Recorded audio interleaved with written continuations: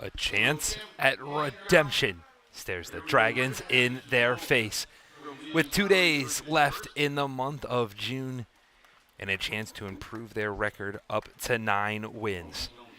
After an embarrassing 10-0 loss at the hand of Boonville yesterday, Glens Falls is back in action against Saugerties, hoping to get win number 8 and eclipse the win total they had in 2024. Great job. It's a special day down here in Saugerties as the veteran of the evening at Cantine Memorial Field is the great-grandfather of the starting shortstop for the Dragons, Gino Savoca. So a family affair down here in Saugerties. An opportunity for the shortstop to help lead his team to a much-needed victory. Welcome everyone in here at Cantine Field. I'm Nathaniel Cunningham. We're walking you through the entire matchup between these two East Division rivals. And this season has been a back-and-forth battle between the Stallions and the Dragons. They currently stand at 2-3 this season. It started really like it looked like Saugerties was going to continue doing what it had done all year long in 2024. Back on opening day, it was a 12-2 beatdown of the Dragons. Then when Glens Falls came down here on June 4th, Saugerties would pick up a win in that one as well.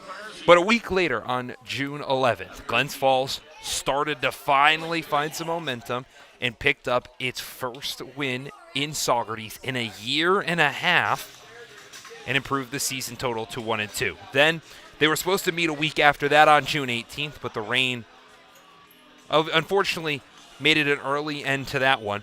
It was played in a doubleheader just this past Monday, where Glens Falls took Game 1 even to the season series at 2 apiece, but the Stallions grabbed Game 2, which brings us to where we are today.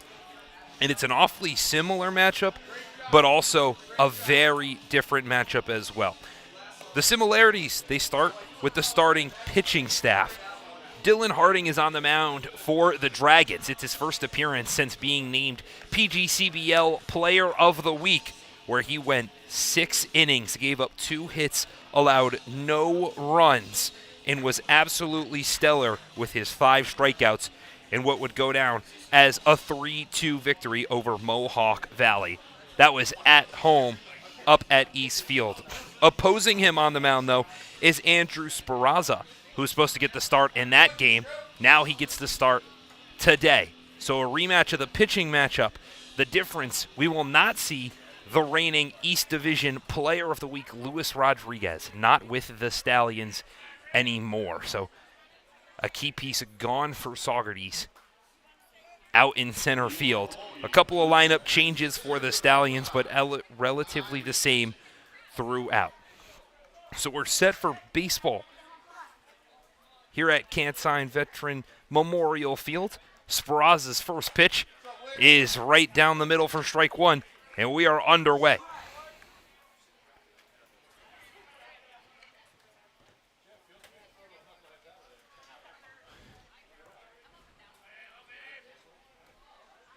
The 0-2 from Speranza is Jackson taking a big cut, coming up empty-handed.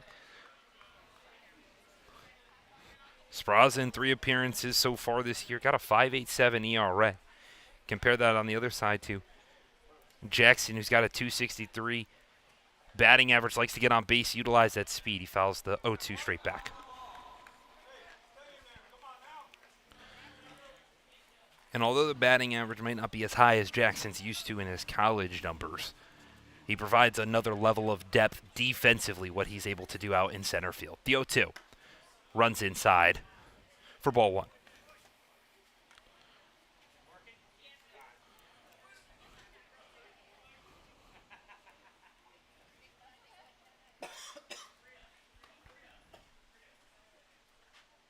Speranza, the lefty.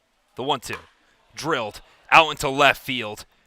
King doesn't have to move at all. Drills just a bit to his right and brings it in for out number 1.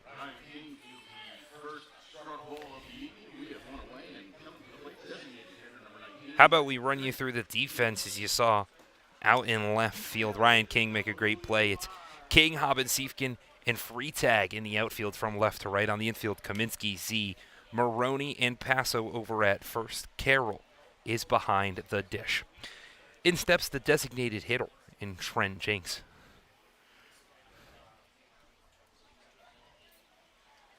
Who leads the team in batting average this year. He's got a .441, which is why he's earned that 2 spot, but he watches the first pitch strike.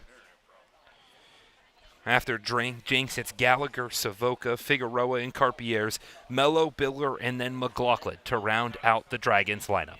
The 0-1 hit on the ground weakly over towards the second baseman Maroney. Fields it cleanly to the first baseman Passo, and it's 2 quick outs for Andrew Speranza. We got 2. Reasonably, regular 28 Gallagher. So now in steps the right fielder, Aiden Gallagher. And Gallagher's got a .351 batting average. How about 2 homers, 2 doubles to his name? One of those absolutely crucial and what was a big win over Oneonta this past Tuesday. 8th inning, hit a long ball that just snuck over the fence at dead center in East Field. His second home run of the year and ultimately gave the Dragons a 9-7 win. Takes a half-hearted swing at the 1-0.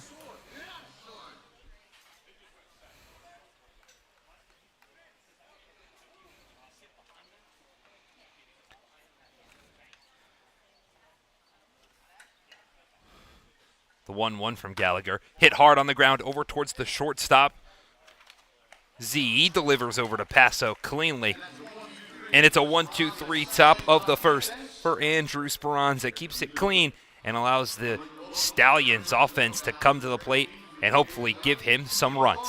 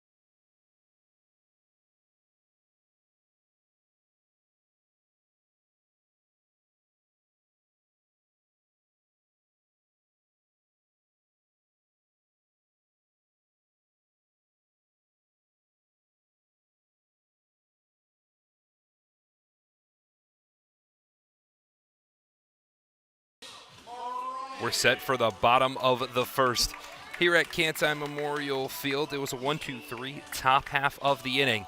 So now we get to see if the Dragons' defense and pitching staff can keep it clean in the bottom.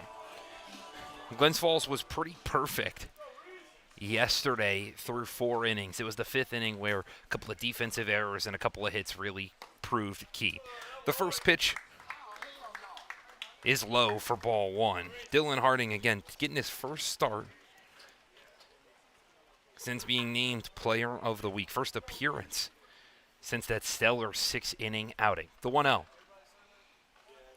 Just misses outside. And again, it was back against Mohawk Valley last past weekend. as the 2-0 is a big cut where Maroney comes up empty-handed. Harding went 6 innings worth of work, gave up those just 2 hits, walked 2, which has been a problem for Glens Falls all year, keeping the free passes at a minimum, and then struck out 5, 2 of which were looking. The 2-1 hits the outside half, evens the count at 2-2.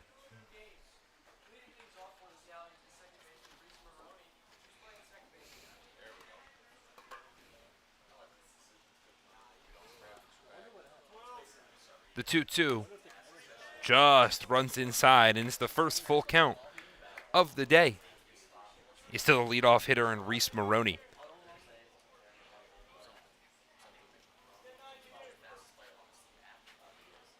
Maroney so far hitting .333, taking over the leadoff spot from Luis Rodriguez. The payoff, fouled off into the netting, just right of straight back. Again, no Luis Rodriguez on this Stallion squad anymore. A big center fielder, lots of speed, had the ability to lay down those bunts, steal hits as much as he could. No longer with the Stallions. So Reese Maroney trying to fill those shoes. With the 3-2 is also fouled off. This one further down the right field line over towards the Dragons bullpen. And it's going to be hard to fill Rodriguez's shoes given the nearly 400 batting average. How about a PGCBL leading 22 stolen bases? It's about 5 more than the next closest player. The 3-2. This one's drilled out into right field. Gallagher moves to his right, settles underneath it, and brings it in for out number 1. So a long at bat goes in the favor of Dylan Harding. He scores out number 1 here in the bottom of the first. And now Cameron Carroll comes to the dish. Not often that you see the catcher hitting in the 2 spot. But Cameron Carroll, he's got a good reason to. How about 346, a double to his name, 7 walks, only 4 strikeouts. On-base percentage well above 500. He watches the first pitch in there for a strike and gives a nice little nod, almost in agreeance. Sets up from the left side of the plate, the first lefty for the Stallions. The 0-1, another big cut. Taking this inning from Saugerties, makes it an early 0-2 count.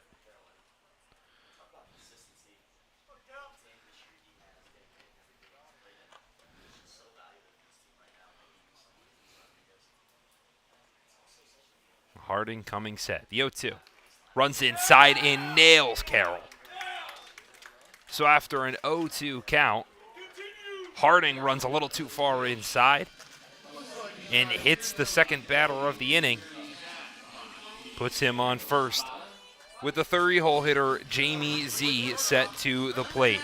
After Z, it'll be the first baseman Dylan Passo, Travis Hobbins-Siefkin, Logan Sanchez, Casey Kaminsky, Ryan King, and then John Freitag, the new guy, in the lineup to round it out for the Stallions. Again, Z.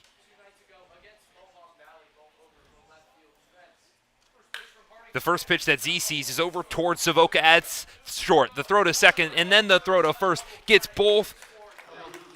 And just like that, Glens Falls defense starting it just like they did yesterday. The first inning ending in an inning-ending double play.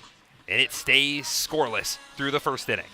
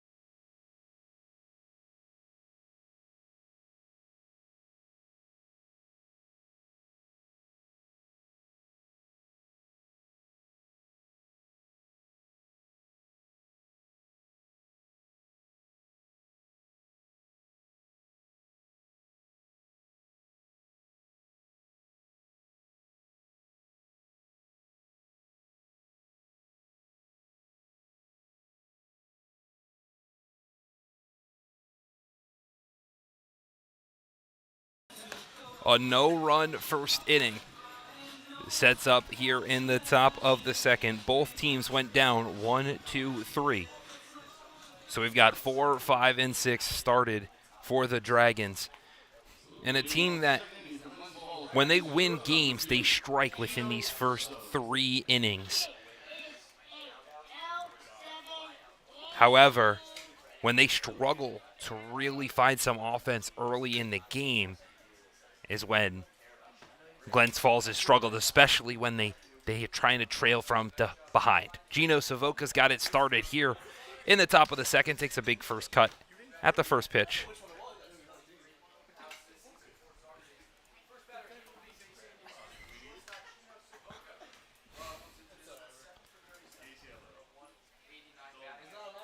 The 0-1 is upstairs. When you look at what Savoca's done this year, you might look at a 189 batting average. It doesn't look like it's all that stellar, but Savoca has come up clutch in those big moments. The 1-1 misses upstairs again. A couple of key clutch plays from Savoca this season. Had the double that put Glens Falls in front 1 run. That was against that Mohawk Valley squad. Has made a couple of excellent defensive plays as well. The 2-1, breaking ball, couldn't get down at all.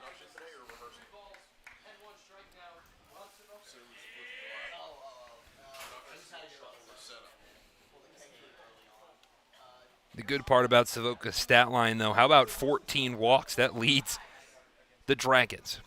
The 3-1 pitch. There's that breaking ball, hits the outside corner. Savoca not too happy about it, so he'll step out and reset before the full count pitch. Head coach Ryan Dio is yelling at him pretty heavily, giving him some words. Much closer here at Cantine Field than we are up at Eastfield. The payoff pitch, well outside for a leadoff walk. And Savoca will happily take his team-leading 14 walks and make it 15. He'll waltz his way down to first and bring in the second baseman, Tyler Figueroa.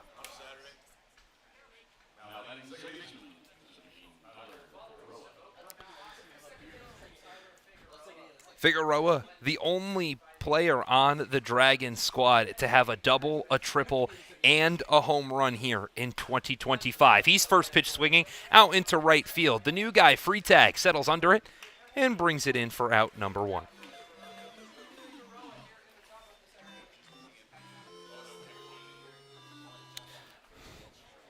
So Speranza, instead of trying to dance around, the 5-hole hitter goes straight at him.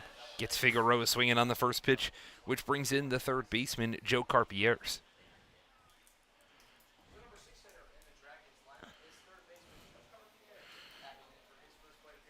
Carpieres watches the first pitch in there for strike 1.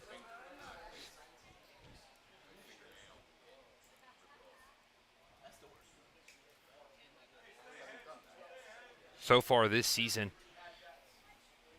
how about a 212 batting average as they go check on Savoca over at first.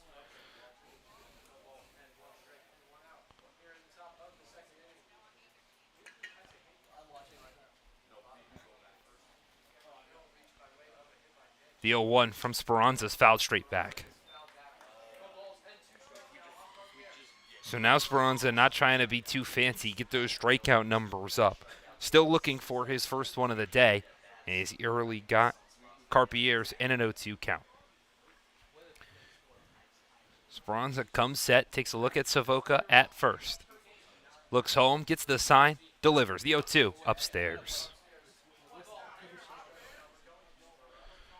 Speranza taking his time, making sure that Savoca's not going anywhere on the base paths. He's only attempted 1 stolen base this year, and he came up unsuccessful, was caught stealing. As the 1-2 misses high and outside, and now Carpieres is working his way back, even the count at 2-2.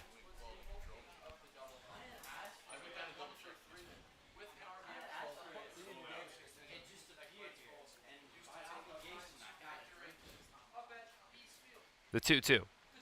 is swung on and missed. How about the first strikeout for Andrew Speranza? Comes all the way back to take down Joe Carpier's and brings up the left fielder Robert Mello. Now at the plate, the left fielder number 38, Robert Mello.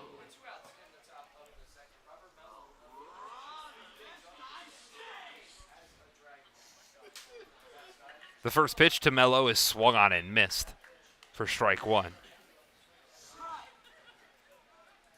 Mello starting his 4th game of the season. He's only got 1 hit. That hit, it was a double. Big time double, too. Back against Oneonta.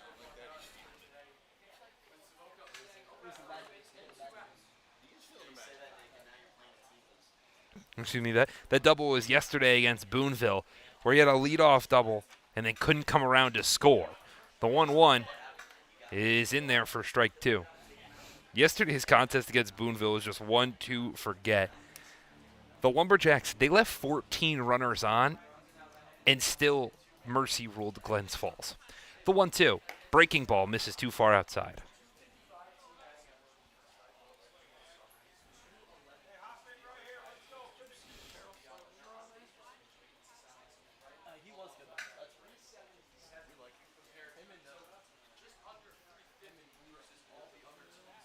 The 2-2 is not delivered to the plate. Coach checks on Savoca over at first. So it'll stay deuces wild. 2 balls, 2 strikes, 2 outs across the scoreboard. Speranza set, the 2-2. Here's a breaking ball upstairs.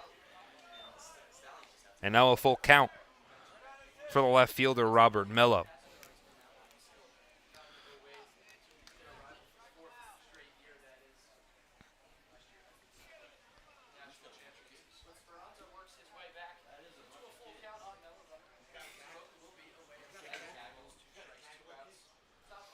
The 3-2 is upstairs for ball 4.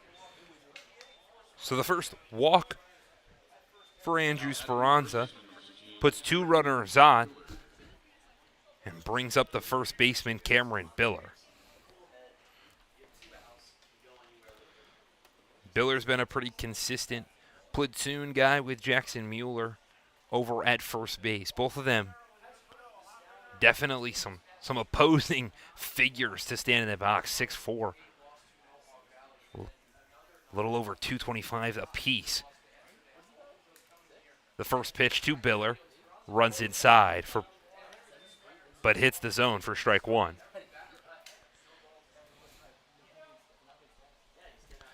Mueller so far this season has had a little bit of better numbers, hitting .212.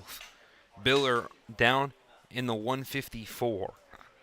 Got 4 hits so far, none of them for extra bases as he takes that one, lines it into center field. Hopkins reads it wrong, has got to go back and put his arm up, luckily brings it in for out number 3. So Cameron Biller just missed one as he flies out to the warning track in center field. And just like that, it stays scoreless as we enter the bottom of the 2nd.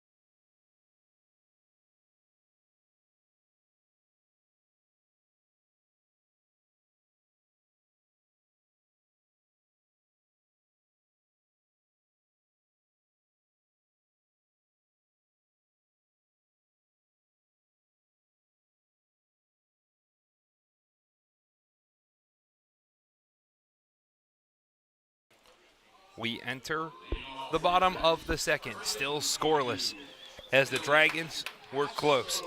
A leadoff walk and one later in the inning put 2 runners on, but the Dragons couldn't bring either around to score. Leave their first 2 runners stranded in the top of the second. Hope the pitching staff and defense can keep it clean.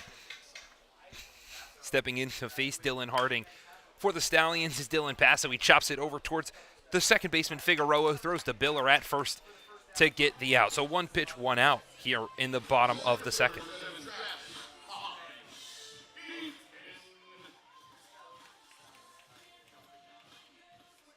So the big slugger in the Stallions lineup moved down a couple of places is Travis Hobbins-Siefkin. Know what he can do with the power and pop at the plate.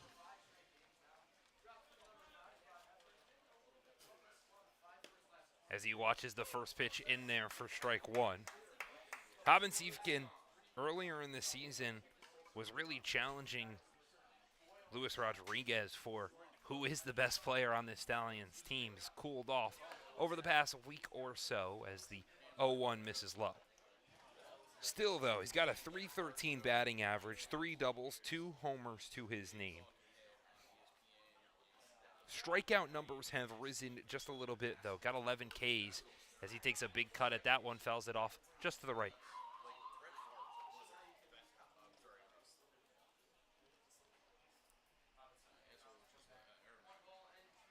So now Harding working quick, making quick work here in the bottom of the second. The 1-2.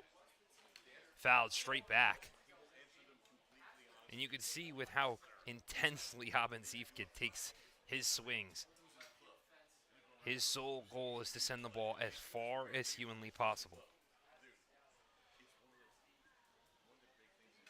The 1-2, fouled off. This one again, essentially in the spot of the first one.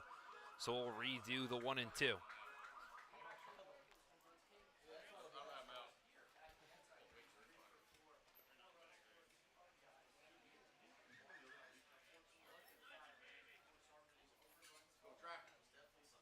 The 1-2 misses well outside. So it'll even at 2 apiece.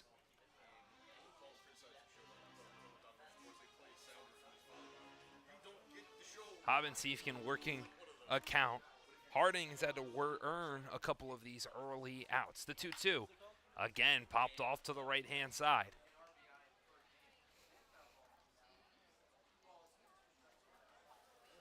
Very similar to the Reese Maroney at bat that started the bottom of the first. These Stallions hitters, they're going to make Harding earn every out he gets. The 2-2 is hit weakly out into center field. Jackson reads it easily and brings it in for out number 2 here in the bottom of the second.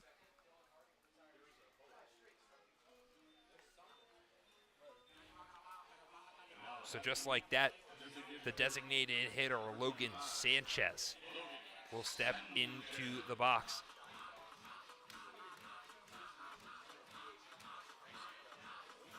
Sanchez, talk about Hobbins-Siefkin maybe cooling down. Sanchez heating up, 314, 11 hits as he's first pitch swinging. That one on the first base line down to Biller, who takes it himself. And it's another clean inning for Dylan Harding. He goes 1-2-3 in the bottom of the second. And it's just been efficient work so far. The Dragons need to have their offense come alive here in the top half of the third.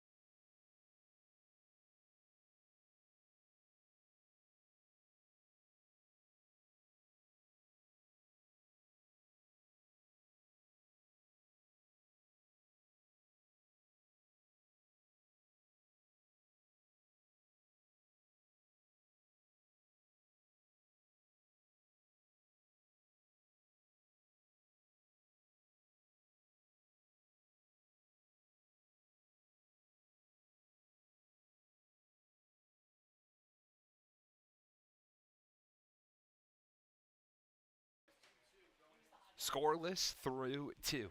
Here at Cantine Memorial Field, I'm Nathaniel Cunningham, taking you through the action between this East Division matchup of the Glens Falls Dragons and the Saugerties Stallions.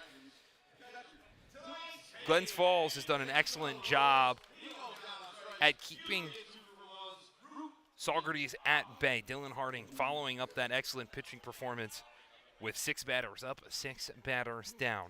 Now the offense has got to step up in his spot. Brendan McLaughlin steps to the dish and watches the first pitch low for ball 1. It'll be 9-1-2 for the Dragons. This game.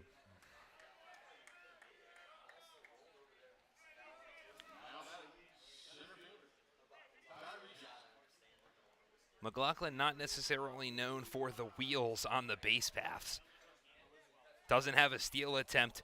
But you know what's more important for Brendan McLaughlin? How about the first hit here in 2025? It might not be the prettiest, but goes down as a base knock in the record books. Tyree Jackson steps to the dish now. He watches the first pitch upstairs for ball 1. Jackson worked a nice count his first time up, but ended up lining out to left field. The 1-0 is another breaking ball. This one misses inside. And Speranza, the second time through the lineup, has thrown 2 straight breaking balls to Tyree Jackson. You saw limited of those the first time through. The 2-2 hit hard on the ground, but it's going to go foul along the left base, or the left side. The fanfare here at Cantine Memorial Field has started to fill out. The VIP section behind home plate has really gotten massive, and then the bleachers along the Stallions dugout, which is along this third base side, has filled out quite well as well. The 2-1 is lined out into center field and down for a single. McLaughlin will hold that second. And just like that, it's back-to-back base knocks to start the top of the third.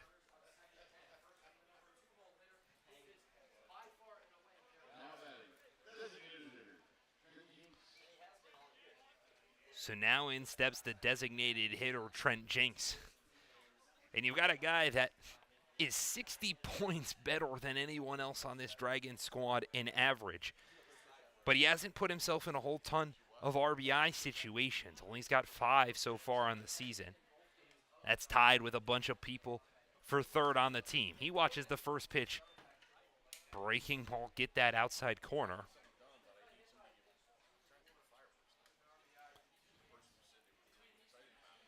Drinks, though, he does have 3 doubles to his name and a triple.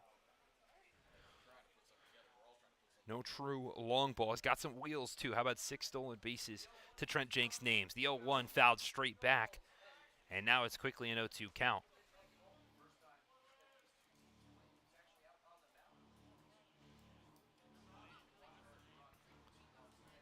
So it's McLaughlin over at second. Jackson is over at first. The win here at Cantine Field, blowing out just a little bit to right.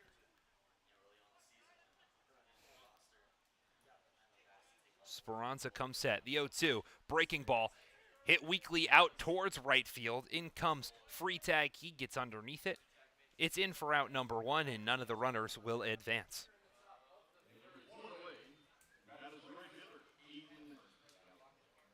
So arguably the best hitter for the Dragons goes down empty-handed, but brings up one of the hotter hitters for Glens Falls in Aiden Gallagher. The first time up, he grounded out on a hard hit ball to the shortstop. And with the amount of speed that Tyree Jackson has at first, any sort of weakly hit ball is going to be tough to create a double play. The first pitch to Gallagher is in there for strike 1. His second straight inning that Speranza's put himself in a little bit of a tough spot. This one harder than the one in the top of the second with 2 runners on. It started with nobody out. Stats at 1 out now. And the top half of the second, he had 2 on with 2 outs as Speranza will step off and just reset.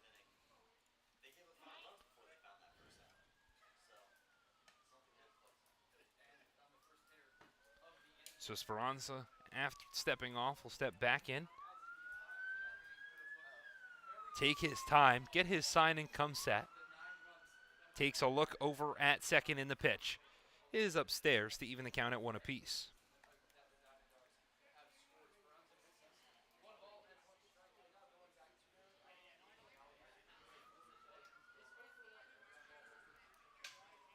Walks have not really been an issue for Andrew Speranza this year. The 1-1 bounced in the dirt. Great block by Carroll behind the plate. Keeps the ball in front of him and keeps the runners on the base pass where they are. But Speranza only has 5 walks the entirety of 2025. That's through 7 2/3 innings. He's been hit around a little bit more than that. Has given up 8 base knocks. But he's got 14 strikeouts, is large in part due to stuff like that. It makes it a 2-2 count.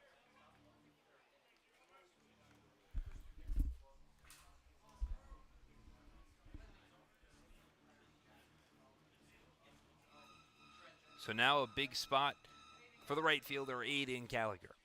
Speranza is set. The 2-2. Bounced in the dirt.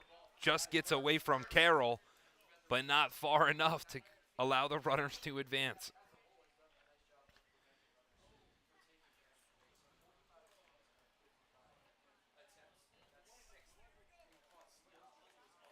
And just like that, the count draws full. More pressure here early in the top of the third. The payoff is upstairs for ball 4, and Andrew Speranza, he's walked the bases loaded.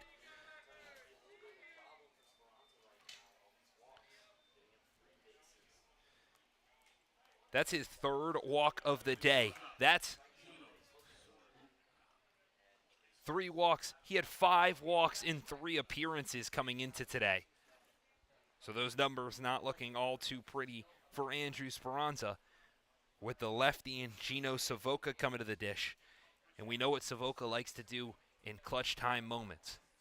In a spot where the Dragons need a run and they need one early to gain momentum, Savoca is the guy to step up. The first pitch he sees is a breaking ball. Almost runs in and hits him, but comes back enough. It just wasn't quite close enough. So ball 1 on Gino Savoca.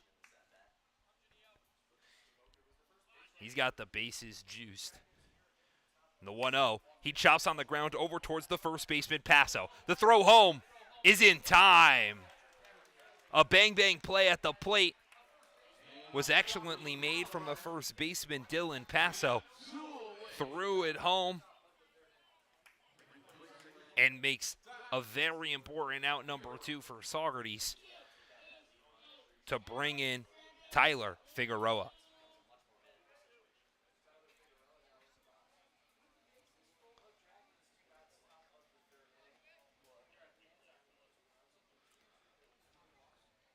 So now in steps Figueroa, who flew out to right field his last time up. Figueroa joining the team late. He's already got 5 RBIs this season. And he's got the bases juiced full of Dragons. Chance to add a couple more to his name. It's Jackson who stands on third, Gallagher on second, Savoca on first. All the runners got a little bit of speed to them. But with 2 outs, the ball's got to get down regardless. The 0-1 upstairs for ball 1.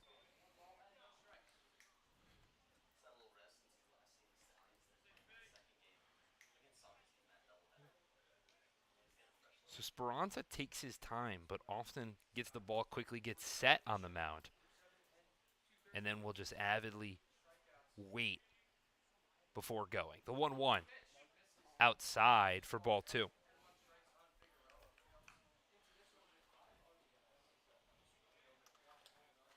Figueroa so far this year, his 10 walks, that's second for the Dragons. Another one it would give him sole second place. He would love to have that to his name as well. The 2-1. Inside, they try to check back at Jackson, but he's got quick feet, able to get back in time. And The pitch was outside. So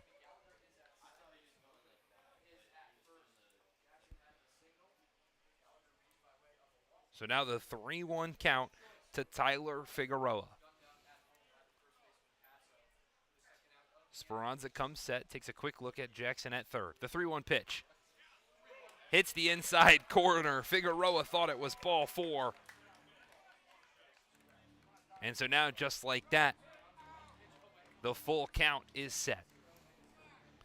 Big moment for Glens Falls.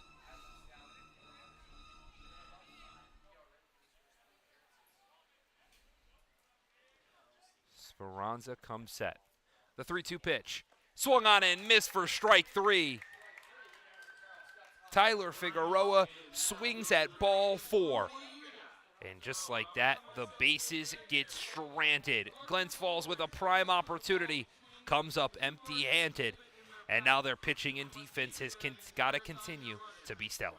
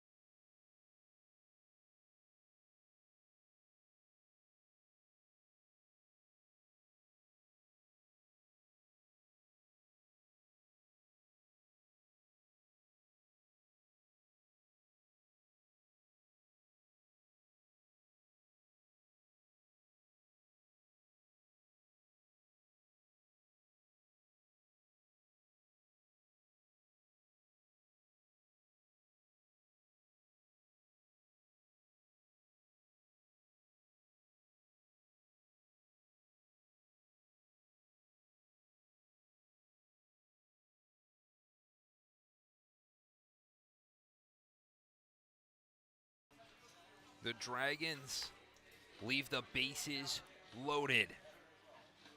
Had 2 runners on with just 2 outs and couldn't come around to score any.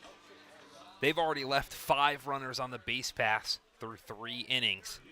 And now they've got to trust their pitcher and defense to keep it clean and hope that those bats can bring a couple around.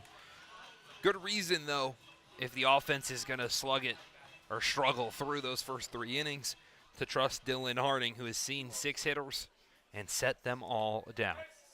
The first pitch he now throws to Casey Kaminsky is swung on and missed.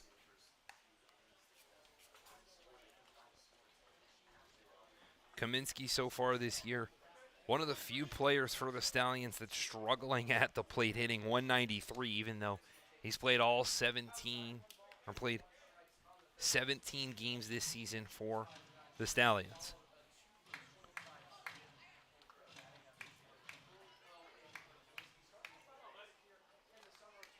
The 1-1 almost nails him. Just runs right behind him to make the count 2-1.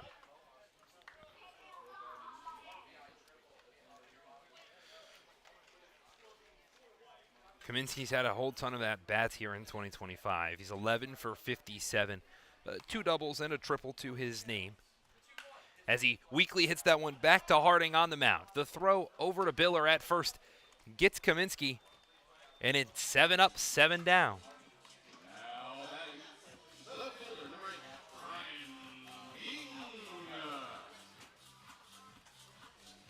So in steps the left fielder, Ryan King.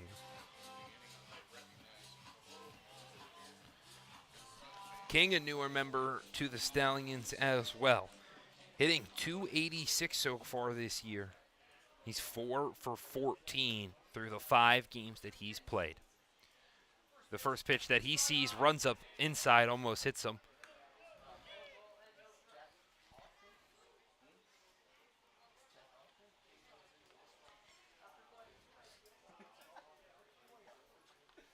King's got a little bit of speed to him. Got 3 stolen bases to his name. The 1-0, he takes a big cut on, comes up empty-handed.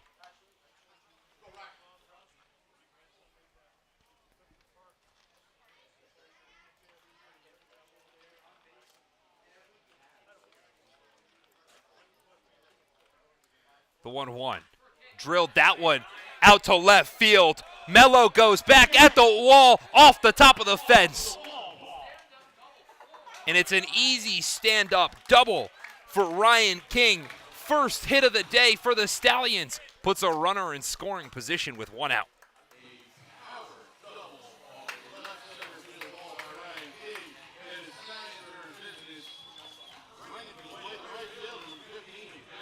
Ryan King was about 3 feet away from his first home run here in 2025. That ball was mashed on a line.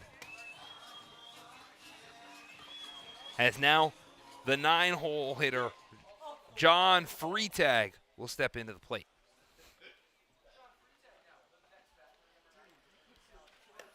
Freitag watches the first pitch in there, first strike 1.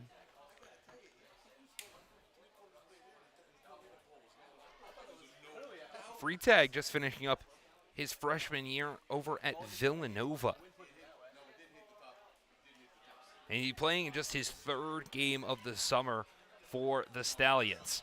Some dancing around over at second from King. The 0-1 just misses low. King dancing around, continuing to on the base paths. But Freitag at the plate. How about a 269 average in college? Had a 6 doubles, 2 homers to his name, 22 RBIs. The 1-1 runs inside, almost hits him. How about 26 walks to 22 strikeouts, though? You love to see the walk to strikeout ratio higher than 1. So 2-1 count to the 9-hole hitter, John Freitag. They're going to go check at second. The throw in, not in time. A bang-bang play and a great move from Dylan Harding on the mound. Almost stranded King out there. Savoca did a good job to hide the attempt as well.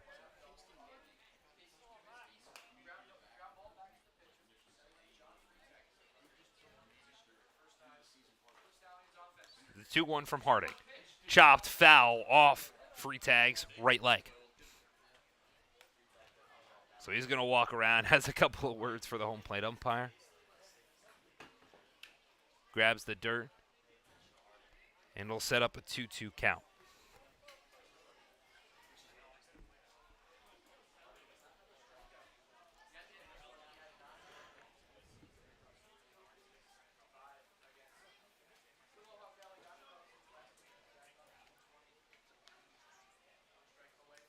Harding taking his time, looking at King in second. The 2-2, chopped on the ground, over to the left-hand side. It gets through the gap and into left field. Mello comes up with it, throws in, but the chopper forces King to stay at third. So now back-to-back hits from Ryan King and John Freitag, but runners on the corners with the top of the lineup stepping into the box.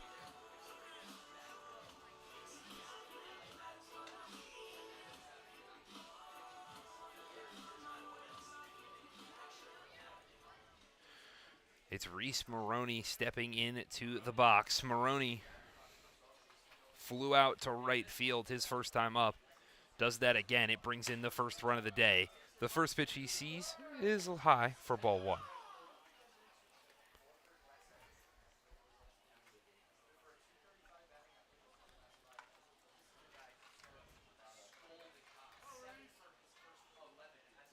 The 1-0 hit through the infield and into the left center field gap. Mello will go over, bring it in. Immediately, Freitag will go to third, and he'll be in there easily. 3 straight hits for Saugerties. Brings in the first run of the game. They lead it 1-0 here in the bottom of the third.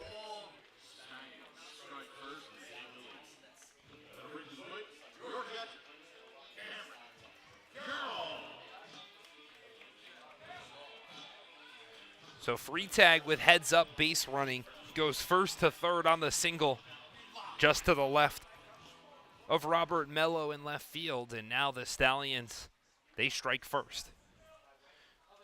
In steps the two-hole hitter Cameron Carroll, who's commanding behind the plate. He watches the first pitch bounce in the dirt, not cleanly picked up by McLaughlin behind the plate. And a mental error from Glens Falls takes an extra 90 feet for Saugerties. They've got 2 runners in scoring position.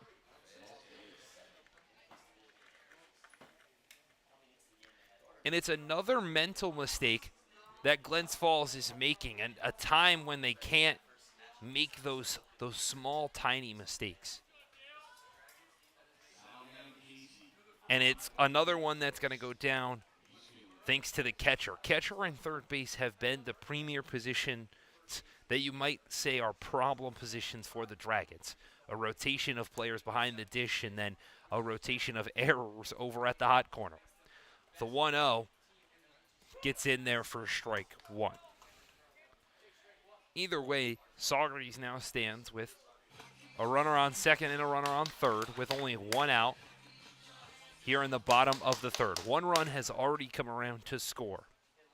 Dylan Harding gives up 3 straight hits that brings in that first run, and he just misses a pitch inside.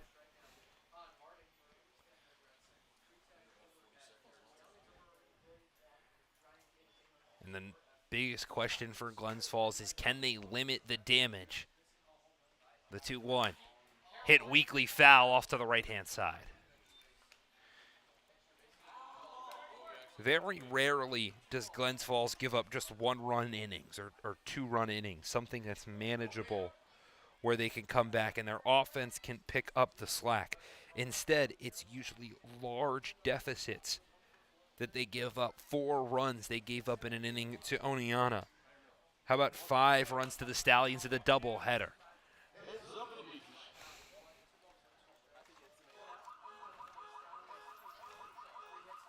For an offense that's not necessarily known to slug their way to 3 or 4 runs themselves, have to limit damage. The 2-2 outside for ball 3.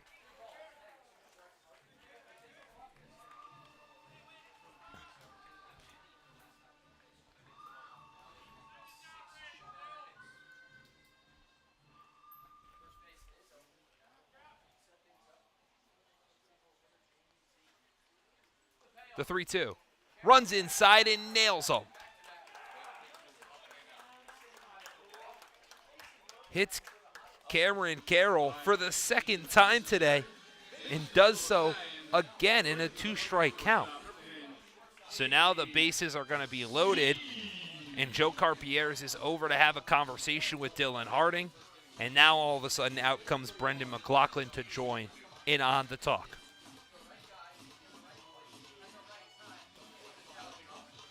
So in steps the 3-hole hitter Jamie Z, who grounded into a double play his last time up. But Z so far this year, in 10 games, in 40 at-bats, he has 14 RBIs. He's got 4 home runs, 3 doubles. If there's a player that the Stallions want at the plate, it's this guy or it's Hobbin Siefken. And as of late, it's proven that it should be Jamie Z. He takes the first pitch, fouls it off straight back. Being aggressive early is Jamie Z. And a time where the Stallions would love to add on more, put pressure on the Dragons. The 0-1 is low. Evens it at 1 apiece. Chase Falcon walks down to the bullpen. Be surprised if he gets warm just in case Dylan Harding's day continues to worsen. The 1-1 chopped on the ground over towards the second baseman Ferroa. The flip to Savoca. The throw at first is in time. The Dragons limit damage and keep it just a 1-run game. Excellent work from Dylan Harding on the mound. And now the offense that's left 5 on the base paths can come back and strike. Then I want to shout out the families that we're aware of.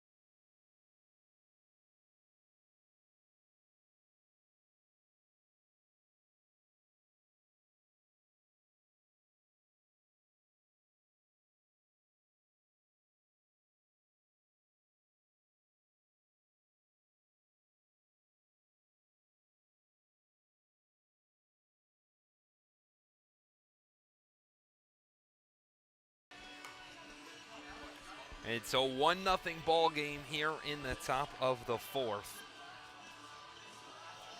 And the Dragons, they've got a strike. They've already left 5 runners on the base path, so the offense has been clicking.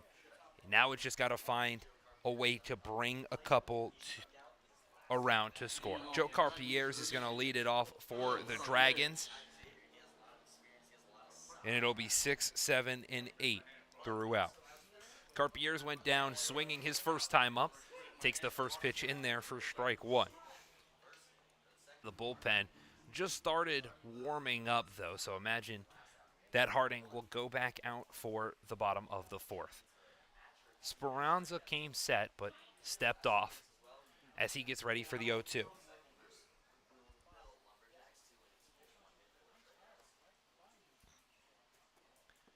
The 0-2 is hit on the ground over towards the shortstop, Z.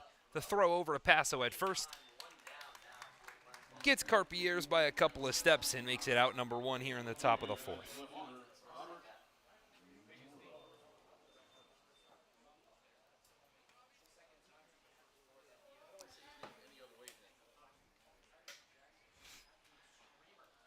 Robert Mello steps in to the box. He walked his first time up. He takes a big cut at the first pitch and digs himself an 0-1 count.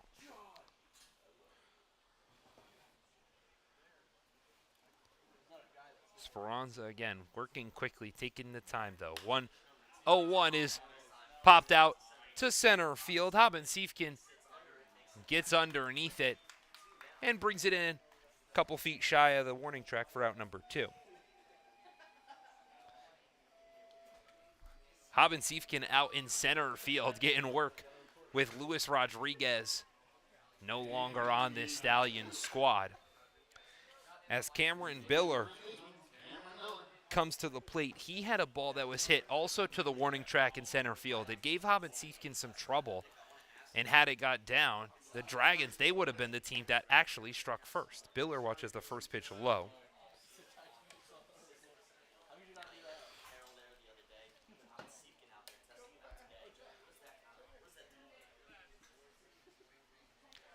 And first time in center field for Haben-Siefken has made a couple of the routine plays, but struggled with a couple of those maybe different ones, the ones that curve a little bit back and forth. Other than that, has defensively proven sufficient. Again, the wind here at Cantine Memorial Field blowing out towards right field a little bit. The 1-1 breaking ball misses upstairs.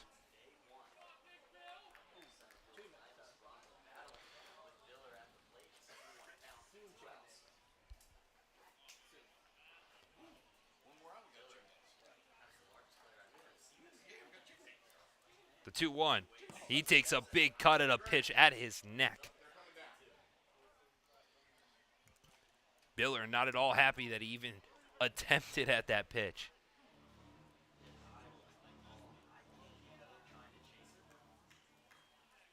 And Biller, the big righty, ready for the 2-2. Outside, count draws full. So Speranza's going to shake it off, get back on the mound for the payoff. Waiting in the wings is the 9-hole hitter, Brendan McLaughlin. The 3-2. In the dirt, they'll ask if he went, and he did not.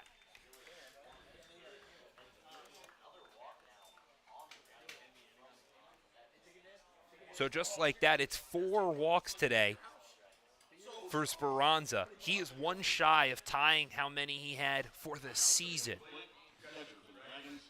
As McLaughlin will step in to the box here in the bottom or the top of the 4th. McLaughlin had the first hit of the game to start the 3rd. He takes a big cut there, but comes up empty-handed. McLaughlin almost came around to score if it wasn't for a heads-up play from the first baseman, Dylan Passo, to get the force out and a bases-loaded situation at the plate. The 0-1 fouled straight back, and just like that, it's quickly 0-2.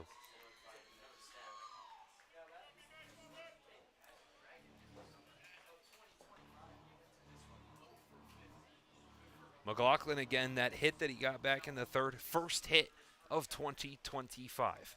The 0-2 is high for ball 1.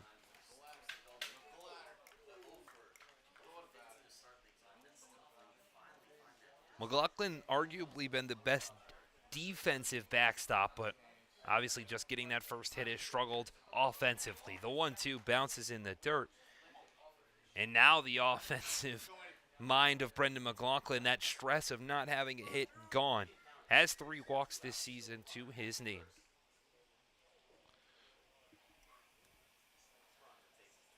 Speranza comes set. The 2-2 is fouled straight back.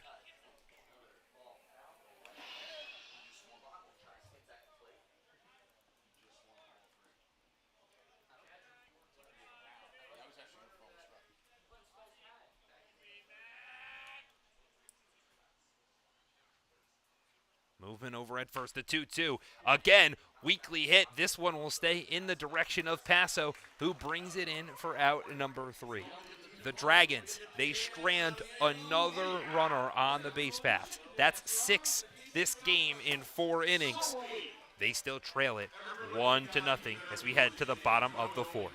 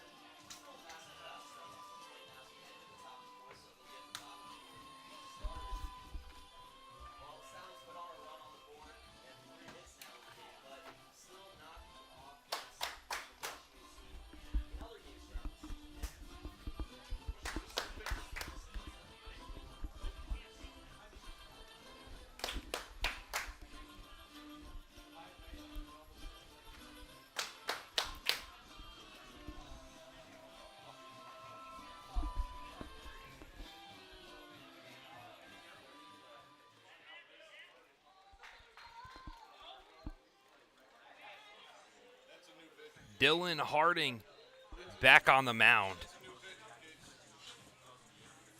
Now, leading off for your Stallions, first baseman, Dylan Hassel.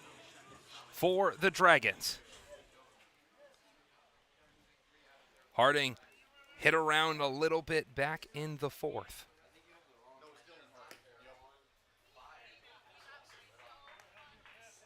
All right, back in the third, was hit around a little bit, but was able to keep it clean and limited. That's what the Dragons needed, was to limit run production and allow their offense as the 1-0 is hit hard out to right field, and it's off the base of the wall. The throw into second is not in time, and it's a stand-up double for Dylan Passo, and not a lot of good news if you're Dylan Harding.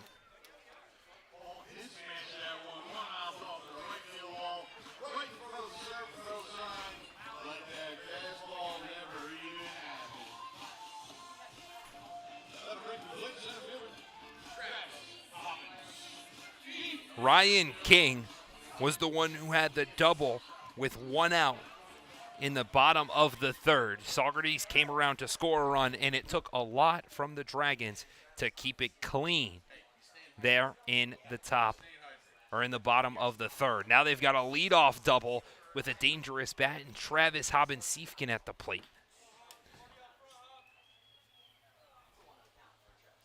Hobbins-Siefken flew out to straightaway center field his first time up. The 1-0.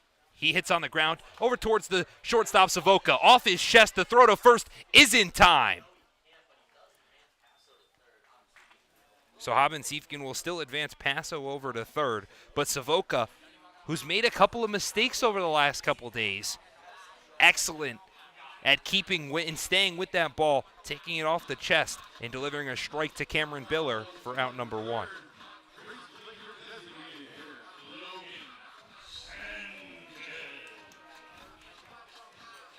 So Logan Sanchez steps to the plate.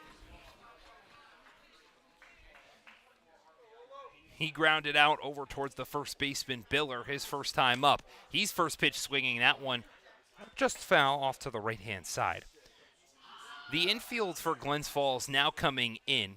They're all even with the base path, so not all the way in. But anything hit weakly on the ground, they're going to come home, try to prevent this run from scoring. The 0-1. Bounced in the dirt. McLaughlin does a good job to keep it in front. So Sanchez got Dylan Passo standing on third base. How about 10 RBIs for Logan Sanchez? One of 5 players with 10 or more runs batted in this season as he hits that one hard. Almost nails one of the Dragon players. Goes straight off the side of the dugout.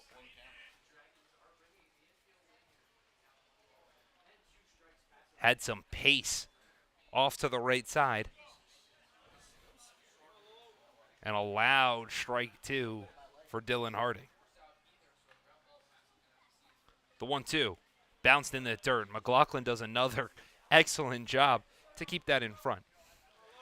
And that's been the story of McLaughlin so far this season. While the offense has struggled for him, the plate has not been great. Did pick up hit number 1 in 2025 earlier today. It's been the defense is the reason why he started as many games as he has. The 2-2 is hit hard over towards Savoca, who dives on the ground, fields it clean. The throw to Biller is in time, and that holds Passo at third. Gino Savoca making 2 excellent defensive plays, keeps a run off the board, and now there's 2 outs for Dylan Harding.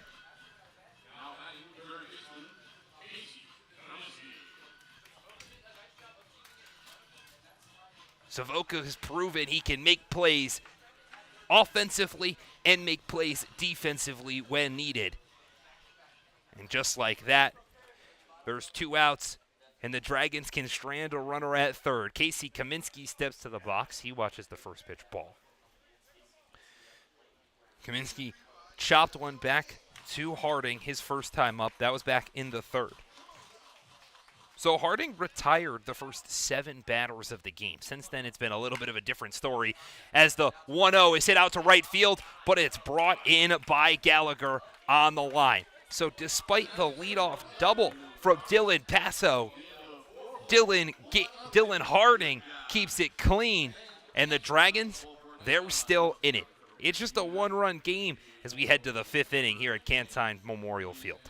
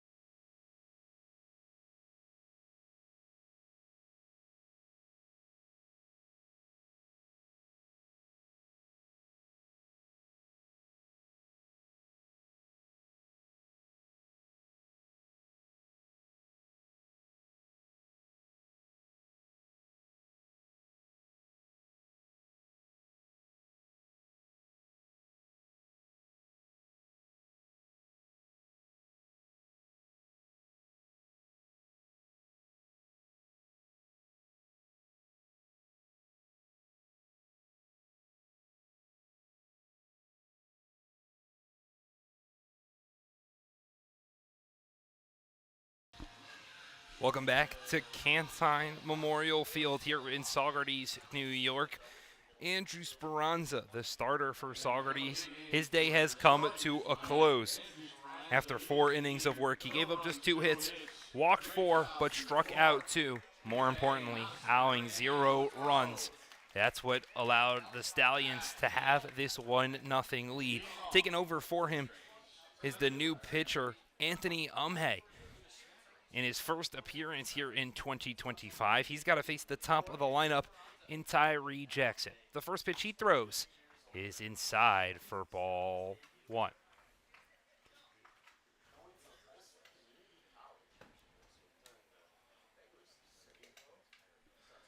The 1-0 hits the outside corner for strike 2. Or for strike 1, excuse me.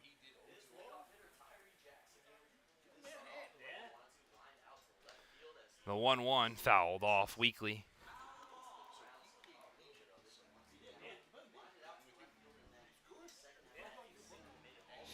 So now the count is 1-2 to Tyree Jackson. Anthony Umhe out of Ulster Community College picks up his first strikeout in his first at-bat of 2025.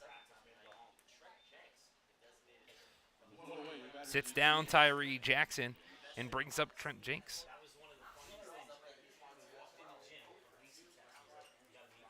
So again, Umhe out of Ulster County Community College.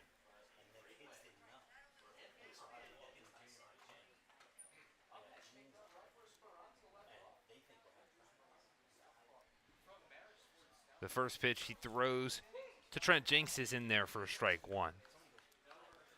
Plays a little bit of the field as well.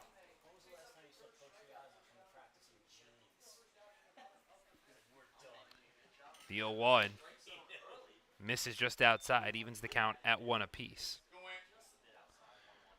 Jenks is 0 for 2 today, grounded out to second back in the first and then flew out to right. The 1-1. There's a breaking ball. Weakly hit over towards the shortstop, Z. The throw to first in time. Got Jinx, who was burning it down the first baseline for out number 2. And Anthony Umhay out of the bullpen is picking it up easily.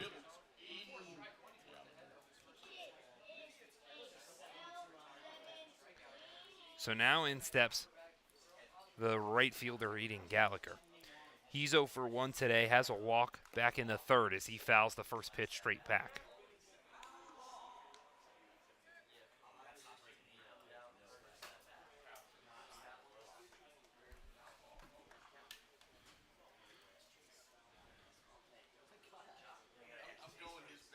All efficiency from Anthony Umhay out of relief. The 0-1. Breaking ball misses low.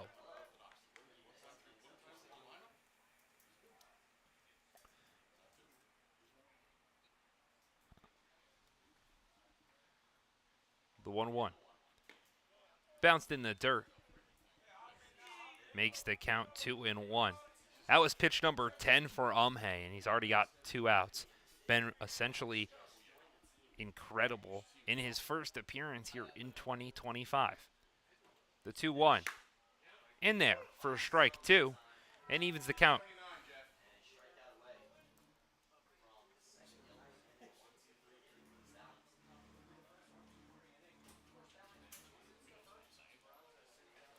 Couple of shake-offs from Umhay. The 2-2 just misses upstairs. So now Gallagher's got a chance to get on, maybe cause some havoc with 2 outs here in the top of the 5th. The 3-2. Chopped weakly off to the right-hand side.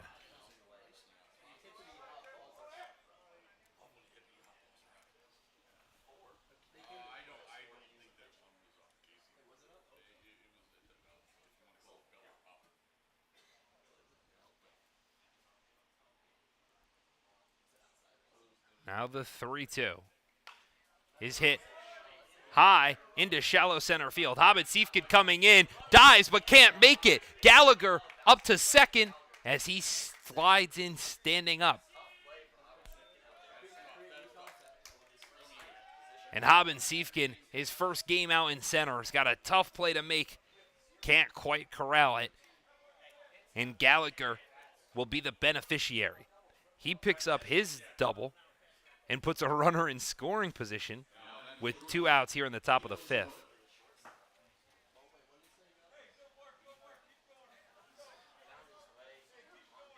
So Savoca has found his way on base both times. He's come to the plate, drew a walk back in the second, reached via fielder's choice in the third. Immediately Gallagher's off on the first pitch, and they're going to let him go to third as Umhay and the catcher Carroll will just focus on the batter. That's all that really matters. But now Gallagher stands 90 feet away from home with an 0-1 count. The pitch. Breaking ball missed outside.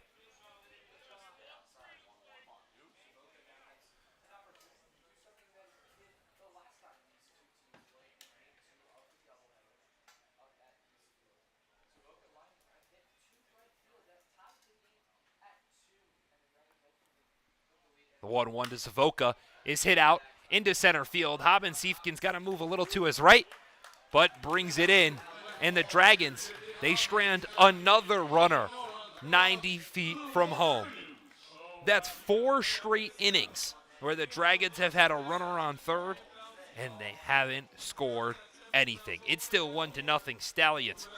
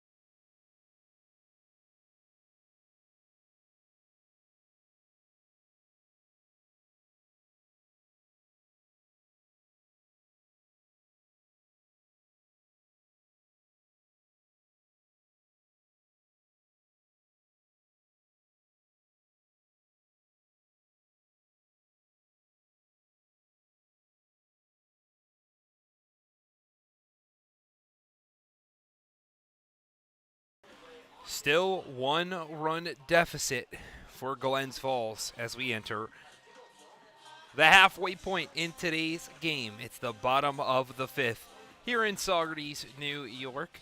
Dylan Harding going back out there for his 5th inning of work. Was super effective and clean through his first 2 frames, 6 batters up, 6 batters down. Over the last 2, he's allowed 1 run on 4 hits, and a couple of runners have reached.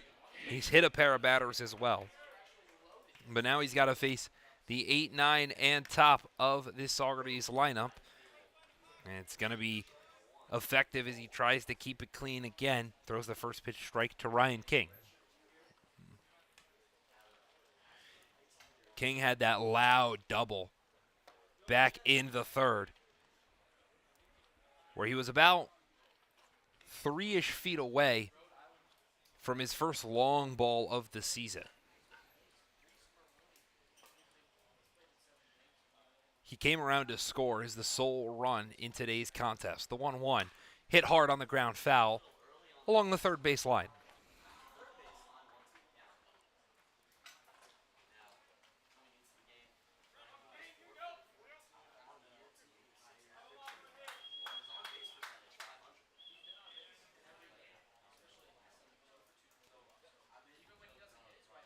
The 1-2 runs inside and nails him. That's the 3rd batter Dylan Harding has hit today. Puts a leadoff runner on base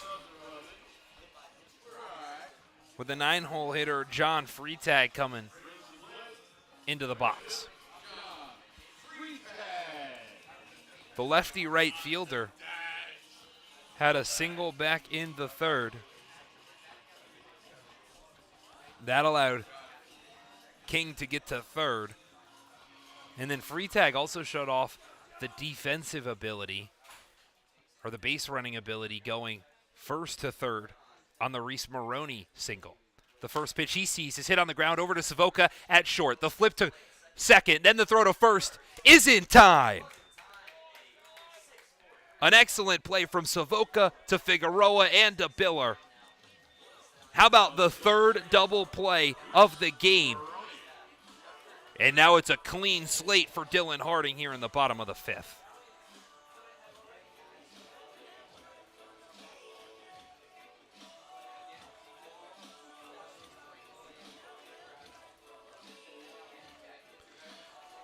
So the lineup turns over for Reese Maroney, who's 1 for 2 today. He had a single back in the 3rd. Harding throws the first pitch just outside to Maroney.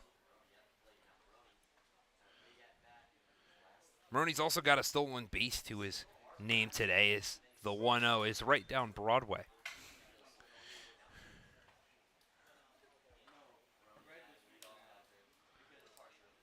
And Harding needs to do a really good job at trying to get Maroney here.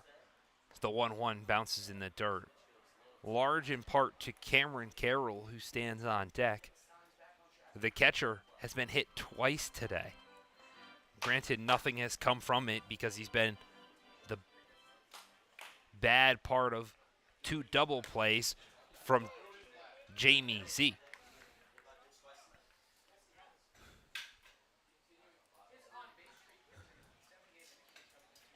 So now Harding has evened this count at 2-2. The pitch. Hit it on a line just over the head of Savoca into the left center field gap. Mello's going to get there. Immediately the throw into 2nd is not in time. And Reese Maroney has got himself a double with 2 outs here in the bottom of the 5th.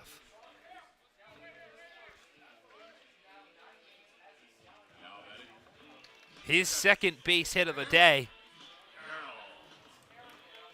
puts Cameron Carroll in a spot to bring in a couple of runs and really just completely change the way that this game is. Over at first, Cameron Biller had a conversation with the field umpire, John McGowan, on whether or not Maroney actually touched first. They said that he did, though, as the first pitch to Carroll is lined over towards the Dragons bullpen. An excellent play down there. But one of the arms that's made their way along the right field line.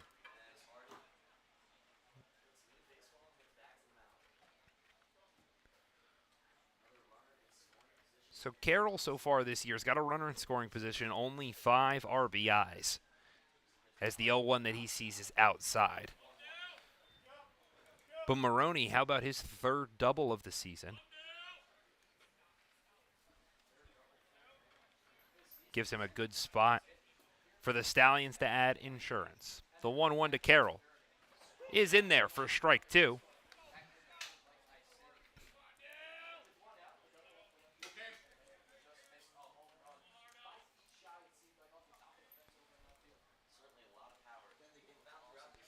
The 1-2. Bounced in the dirt. McLaughlin does a good job to keep it in front, and that keeps Maroney at second. They'll say it hit. No, excuse me. They'll say it didn't hit Carroll. Carroll thought it hit him, so he threw the bat, and then home plate umpire Joe Laspinera Sr. came out to say, no, it did not, and that will redo the pitch.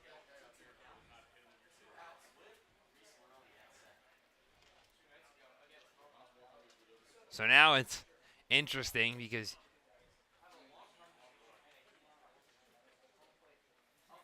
you sit and see first base coach for the Stallions come in, have a conversation. We'll ask Panera. Comes up empty-handed, so now it's a 2-2 for Harding. The pitch is outside. The throw down almost goes over the head of Carpier's as Maroney was stealing third. So Maroney grabs his 2nd stolen base of the day, puts a runner just 90 feet from home. And that's stolen base number 5 for Maroney this season, with now a full count waiting to Cameron Carroll. The 3-2 pitch is swung on and missed. Dylan Harding excited. He's pumping his fists. It's still a 1-run game here at Canty Memorial Field.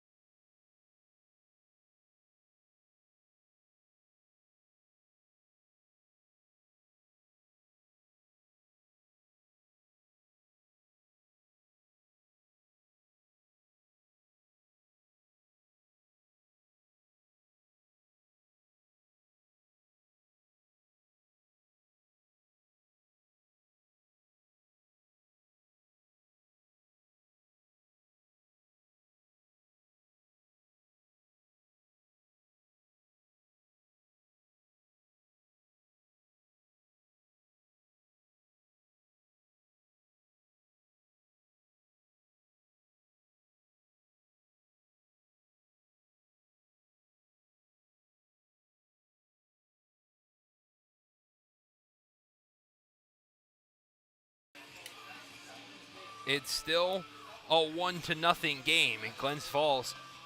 Their offense, it seems like they're just right there from breaking through the door and scoring a couple runs on the Stallions. Anthony Umhe had an excellent inning of work after just arriving in Saugerties, but his day comes to an end. Just those 3 outs, gave up a hit, struck out 1, a bunch of zeros everywhere else. Taking over on the mound for the Stallions is Keller Osbin, who's thrown a couple of times against Glens Falls. He's got a 2.45 ERA in 7 1/3 innings. He's only allowed just those 2 runs, and he's proven so by throwing a first pitch fastball right by Tyler Figueroa. It's going to be 5, 6, and 7 as Figueroa takes a massive cut on a ball that got behind Carroll. Kind of a miscommunication, but either way, Figueroa takes a big cut and works himself quickly to an 0-2 count. The pitch. Chopped weakly all along the third base line. Kaminsky makes a nice play, and the throw over to Paso is in time to get Figueroa.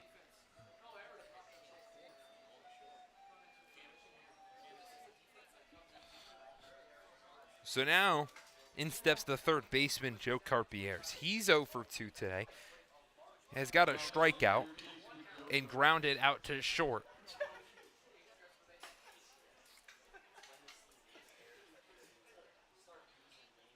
The first pitch from Osmond hits the bottom of the zone. Carpier's not at all happy about that call. Either way, it becomes 0-1.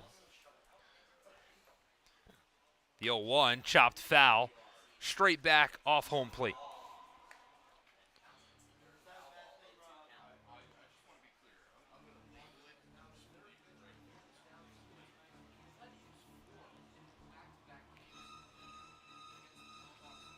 So now Osmond taking his time comes set. The 0-2 hit over towards the shortstop and right by him for a base knock. Carpieres gets his first hit of the day. It's a 1-out single to bring in Robert Mello.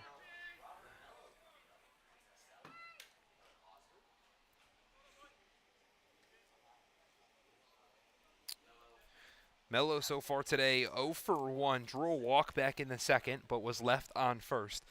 And then he flew out to straightaway center as the first pitch he sees from Osmond is upstairs for ball 1.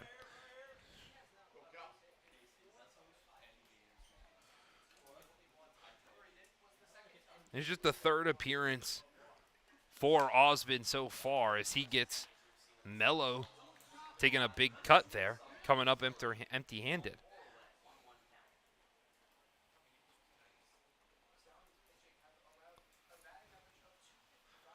The 1-1 hit out into the left center field gap. Hobbin-Siefkin coming over, diving, and he makes the play. How about your first day in center field? Making a diving play in the gap and keeping the runners where they're at. Robert Mello gets robbed by Travis Hobbin-Siefkin. An excellent diving play to bring up Cameron Biller.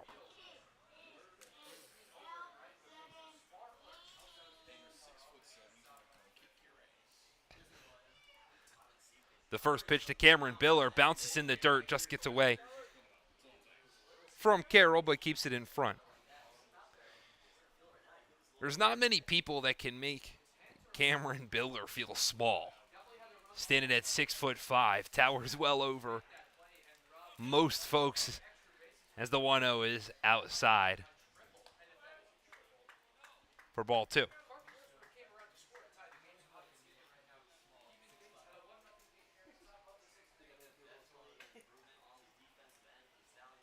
They're going to go check over at first on Carpieres. He gets back easily.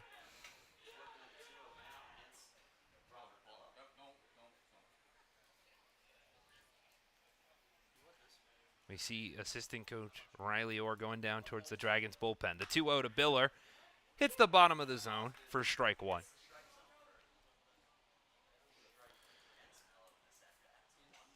Dragons head coach Ryan Dio was down along, pretty much even with the third base. Now he's stepped up about 10 feet as the 2-1 hits the outside corner for strike 2.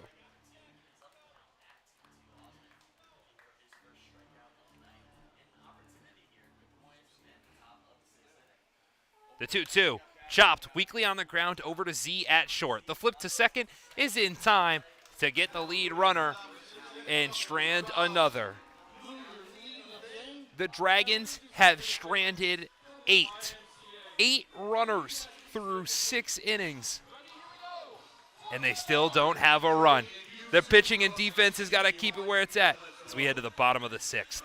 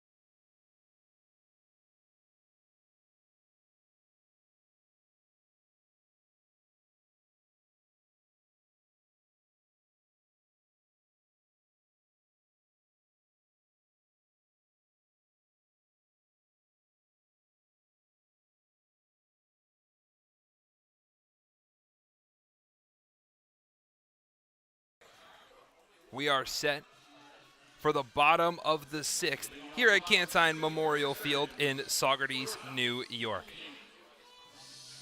How about Dylan Harding going back on the mound for his 6th inning of work? You want to talk about a guy that even through a couple of tough innings in the 3rd and the 4th has just stayed through and focused on himself. It stays a 1-0 game in favor of Saugerties. The first pitch to Jamie Z is a bunt down the third base line, and it stays fair. Gets past Carpier's, and that is a beauty. You don't place bunts better than that. And the 3-hole hitter for Saugerties has bunt singled his way onto.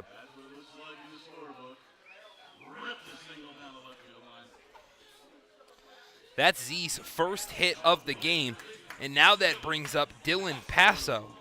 Passo had the big double back in the 4th to lead off the inning before Harding stranded everyone. So Harding's going to take a look over at first, and the first pitch he throws to Passo is in there for strike 1. Got a reason to be concerned about Z on the base pass. He's got 4 stolen bases this year, but he's been caught once as well. They're going to go check on him real quick, but he gets back in safely, Z does.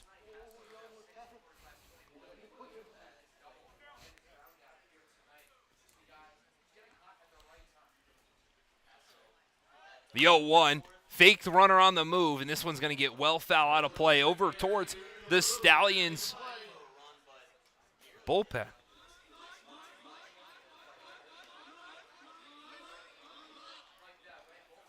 So now Harding will come back set. Z faked like he was going off, took a couple of hard steps towards second. They're going to go check on him again. He barely got back in. Biller does an excellent job over there at first base, forcing the runners to that back corner of the bag. As the 0-2, runners on the move this time, hit on the ground over towards second. It's bobbled by Figueroa. The throw to Biller, picked. Great play from Cameron Biller at first to get the runner. But either way, Z reached second safely because he was on the move on the pitch.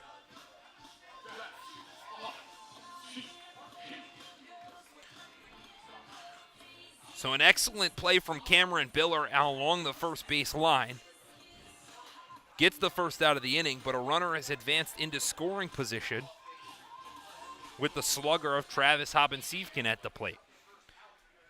So far today, Hobbins-Siefken's 0 for 2. As he watches the first pitch outside for ball 1. Hobbins-Siefken flew out to center and then grounded out to the shortstop.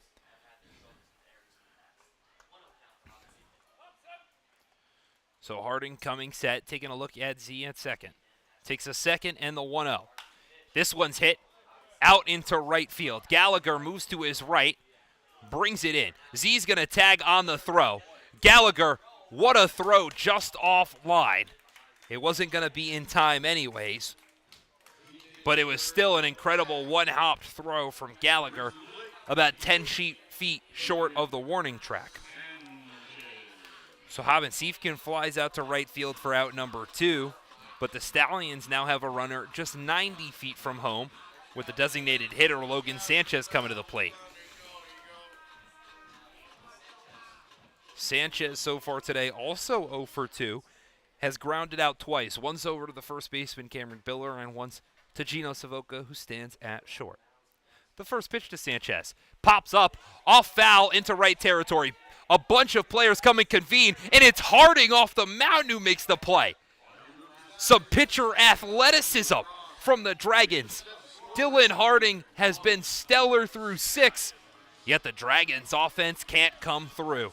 Glens Falls still trails it 1-0 as we head to the top of the 7th.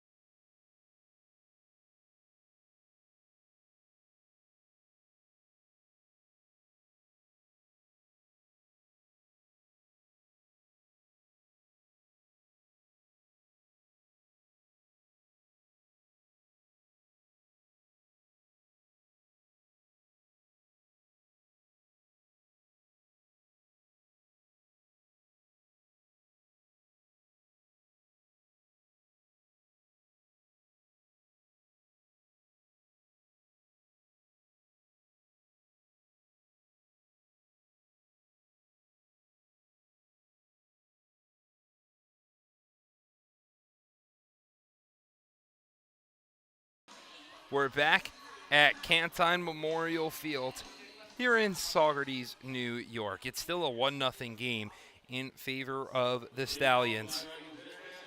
And the story has really been the fact that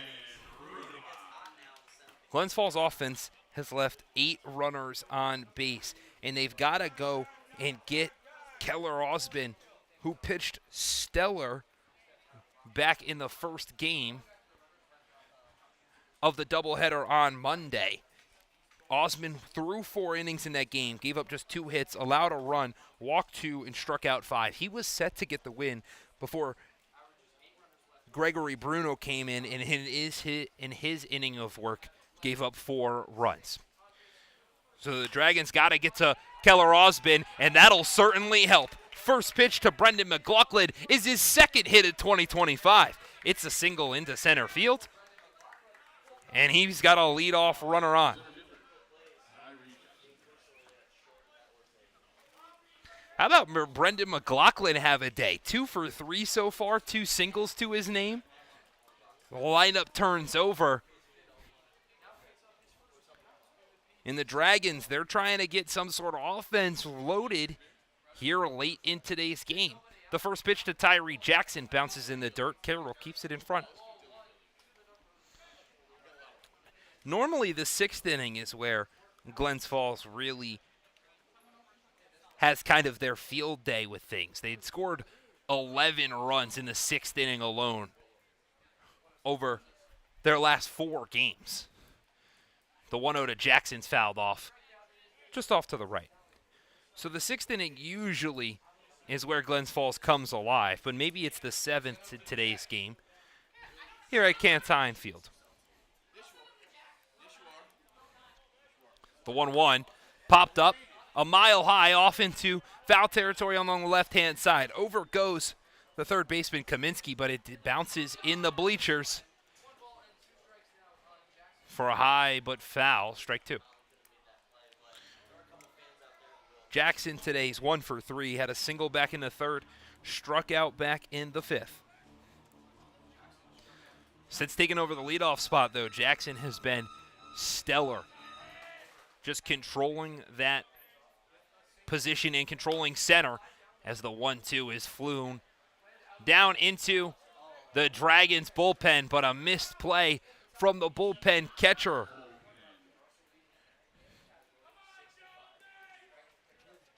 That's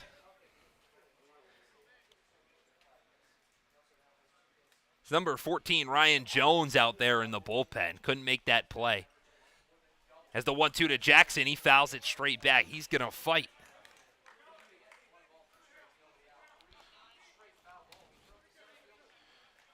So it's still Chase Falcon down there in the bullpen who's been warming up. Been down there since the third inning, but Dylan Harding has been nothing but nails. The 1-2 again popped up. This one off to the left-hand side. Kaminsky going over, but it'll get out of play.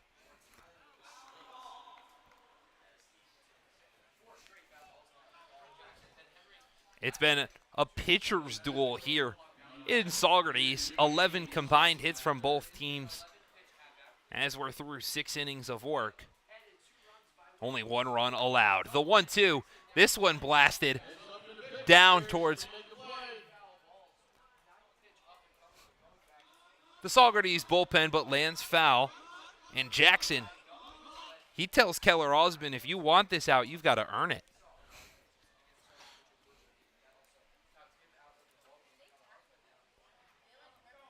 So Osmond coming set again. The 1-2. Another foul ball. This one over in the Dragons bleachers.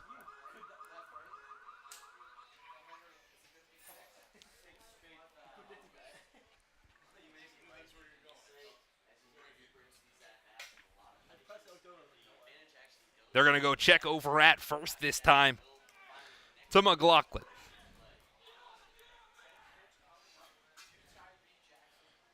Tyree Jackson working the count, forcing a tough at-bat. The 1-2 again, another foul ball.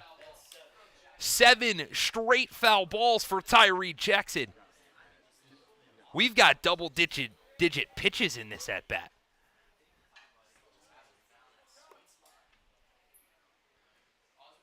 So now the 1-2 again, misses upstairs. Tyree Jackson being patient, working the count, fighting off everything.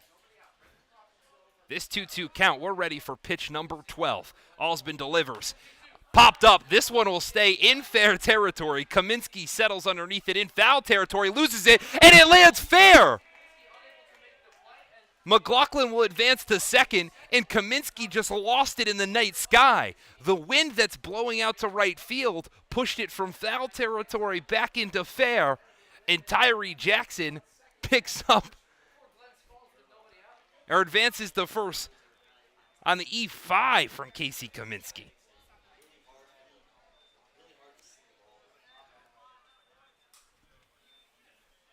It's going to go down as a base knock for Tyree Jackson, his second of the game.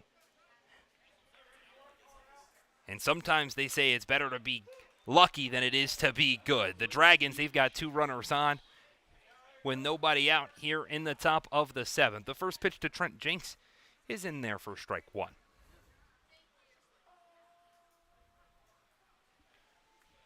The 0-1 is swung on and missed. Jenks comes up empty-handed, makes it 0-2. Jenks so far today 0 for 3, 2 ground outs and a fly out to his name. He's got Jackson on first, McLaughlin on second. The 0-2 outside. It's the heart of this Dragons lineup, up when they need them. 2, 3, and 4 wait in the wings.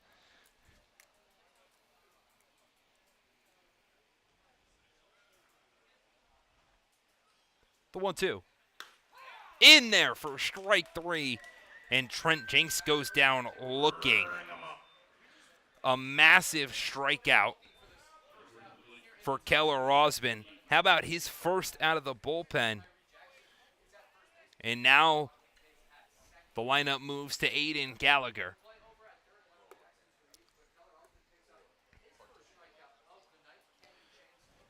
Osmond getting the sign, ready for the first pitch. He delivers it, and it's outside for ball one.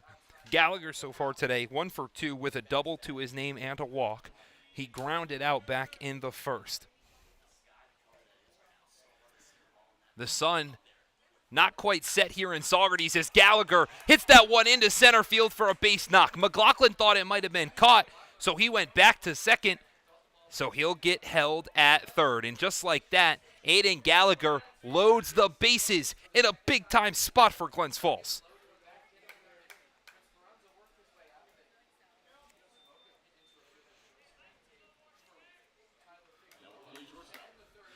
Three straight hits for Glens Falls puts the bases loaded with one out. And now you see Saugerties' defense react. The corners come in, the middle stays back. A double play ends the inning. Gino Savoca, big-time spot, big-time name, loves this time slot when he watches the first pitch outside for ball one. Savoca's had success against Saugerties in general. Going back to that doubleheader, he was 0 for 1 in game 2 where he drew 2 walks. As they're going to go check back at first, it gets away from McLaughlin. McLaughlin's got to push Kaminsky out of the way. He'll come home to score. Jackson advances to third. And just like that, we've got a tie ball game. A massive mistake from the catcher, Cameron Carroll.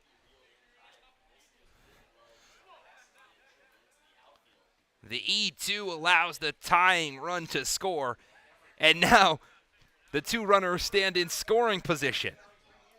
The 1-0 pitch swung on and missed from Savoca. As a result, head coach Colin Martin for the Stallions, he's going to bring the entire infield in. He doesn't want another run coming across at all. Savoca's 2-1. Outside for ball 3.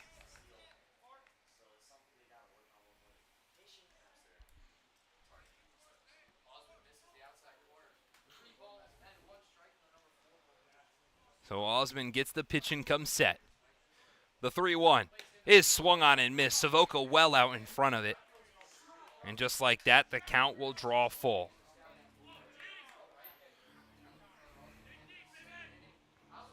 So a big-time spot for Gino Savoca. 3 balls, 2 strikes, 1 out here in the top of the 7th. 1 run already home. Tyree Jackson stands at third. Aiden Gallagher at second. The payoff pitch is swung on and missed. Savoca goes down swinging. And a very important strikeout for Keller Osmond is a backbreaker for the Dragons.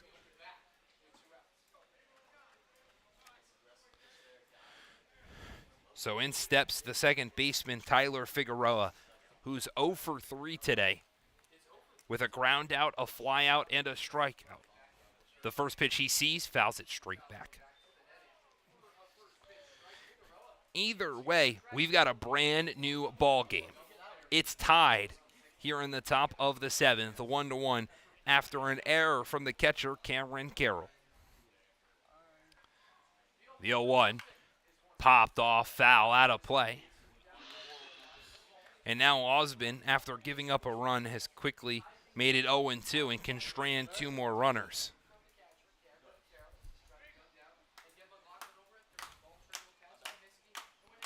The 0-2 is in there for strike 3.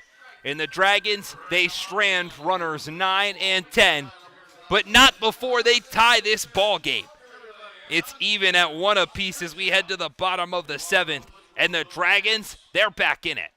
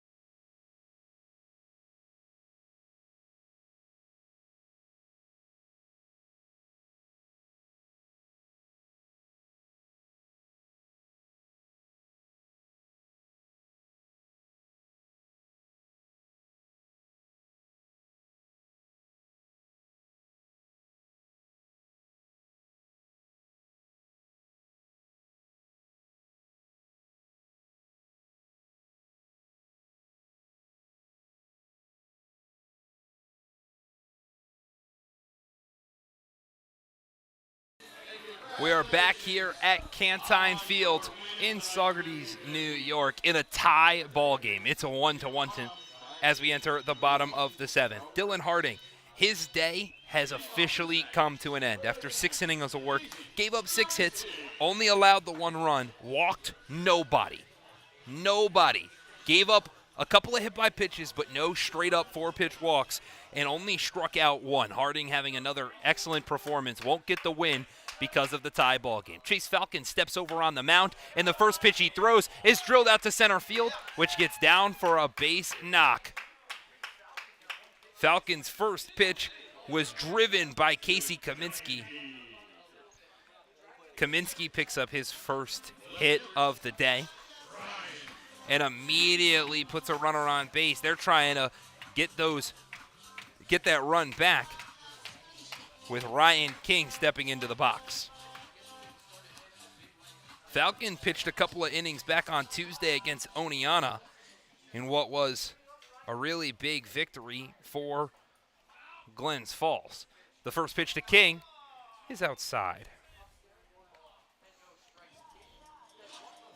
In that game against the Outlaws, Falcon went 3 innings of work, gave up 0 hits, but he allowed 2 runs because he walked 4. He did strike out 4 as well, as that one runs inside and nails Ryan King.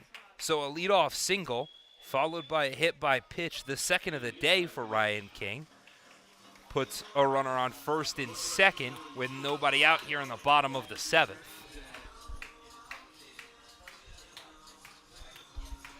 So after a whole lot of offense left on the base path, Glen Falls finally strikes. They finally get one across the board. They earn a run. And now all of a sudden there's nobody out and 2 runners on for the Stallions. It's the 9-hole hitter, John Freitag. He squares around to bunt. The first pitch lays it down the third base line. It's placed fair. The throw over to first. It gets Biller off the bag, but he tags the runner, and it's an excellent bunt from John Freitag, which moves the runners over 90 feet. And just like that, a lot of pressure with Reese Maroney coming to the dish.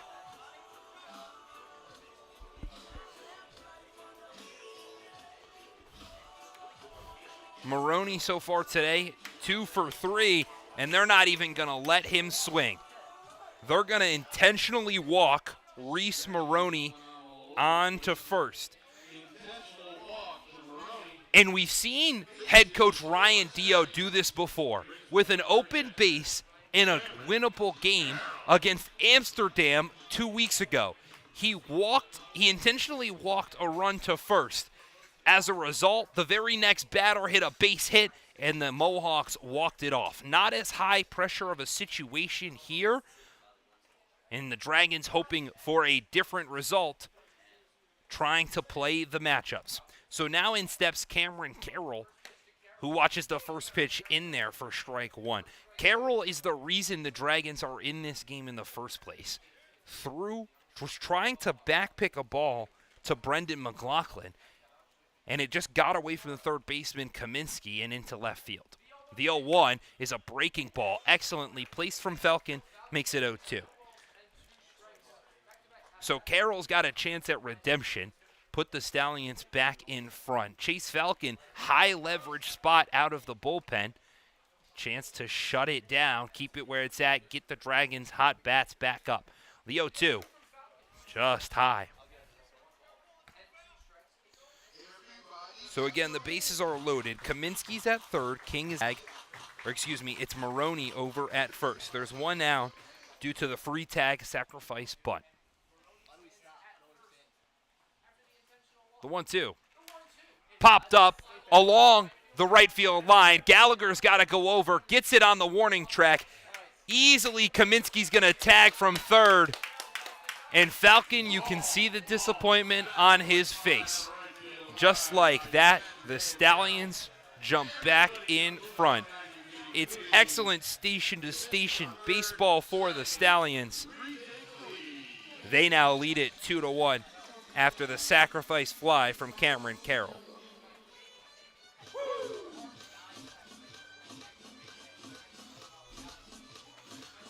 No better way to right your wrongs after having the error that tied the game than bring in what could be the winning run.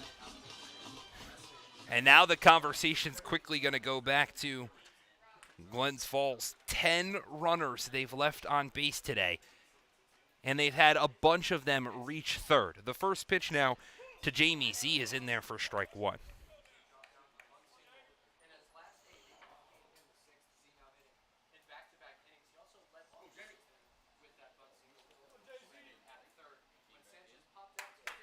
It's been 4 innings today where the Dragons have had a runner on third as Z tried to send a ball well over the building in center field. Instead, it was correctly and quickly into McLaughlin's glove.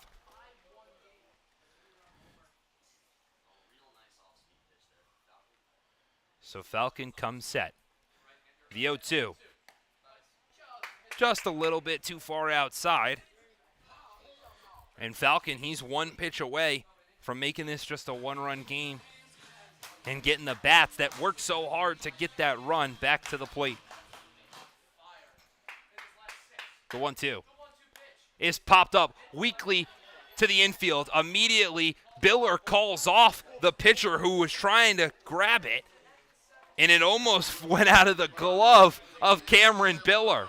Went off his palm and almost rolled out. Even though Falcon was trying to grab it, he plays a little bit outfield so he could make those plays. Either way, Saugerties leads it now. It's 2-1 as we head to the top of the 8th, and Glens Falls trying to get back into it.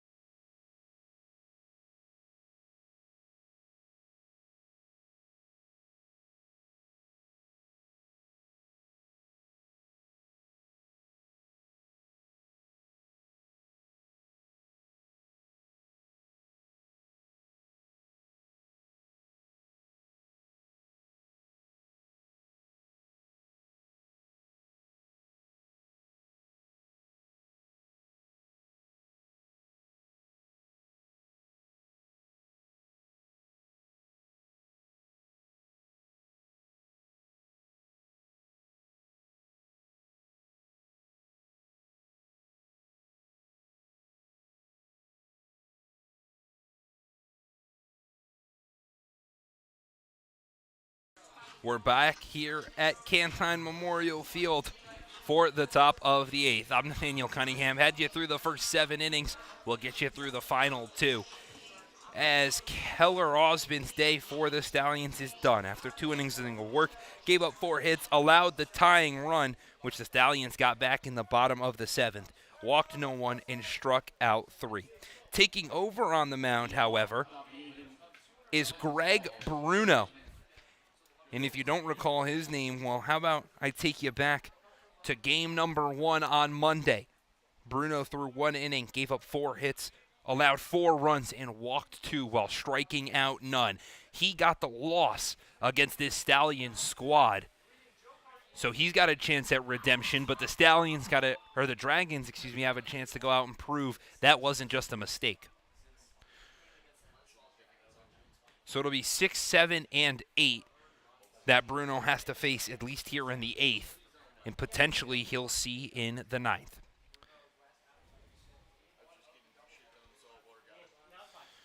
Joe Carpier's, who's in an early 0-1 count, watches that pitch run inside and almost hit him.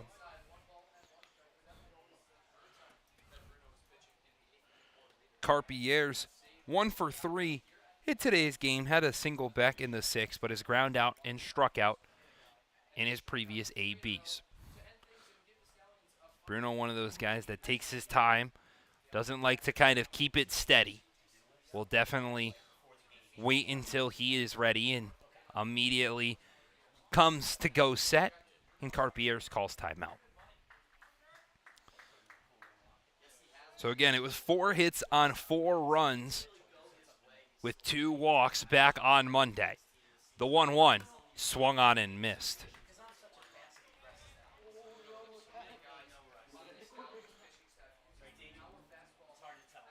So Carpier's again needing a big at-bat here, trying to prove they can hit against Greg Bruno. The 1-2. Breaking ball low and outside. Even discounted 2 apiece. No more movement over in the Stallions bullpen. Couple of arms down for the Dragons. No one up in throwing. The 2-2 from Bruno is in there for strike 3. Carpier's looks at the third pitch right down the middle. And Bruno picks up his first strikeout of the day. And now he's got to face the left fielder, Robert Mello.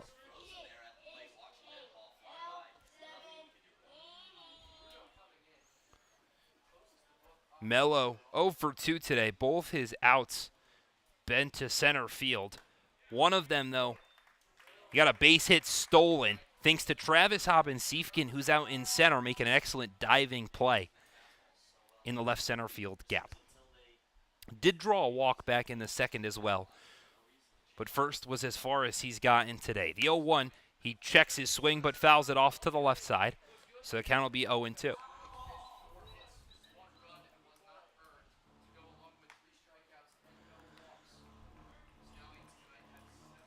So now Bruno got an 0-2 count on Robert Mello. Cameron Biller is the other batter that Bruno will have to face. The 0-2. Hit on a line, down the third base line, and it's fair. It's going to go down towards the bullpen. Immediately, Mello will move towards second, and he'll be in there standing up. It's a 1-out double for Robert Mello, and the Dragons, they've got a chance to come back to it.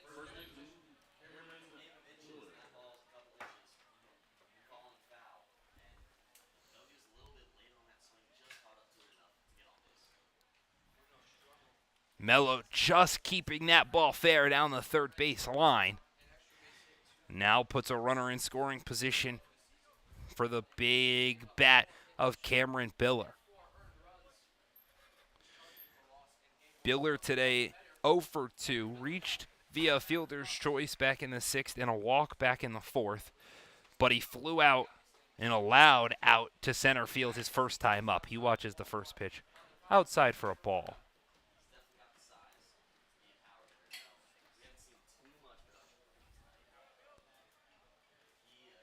Biller's only got 2 RBIs this season. Immediately you see a shake-off from Bruno. The 1-0. He is fouled straight off to the right-hand side. Bruno not electing to go with really any off-speed pitches against the big guy. He's going to go straight at him.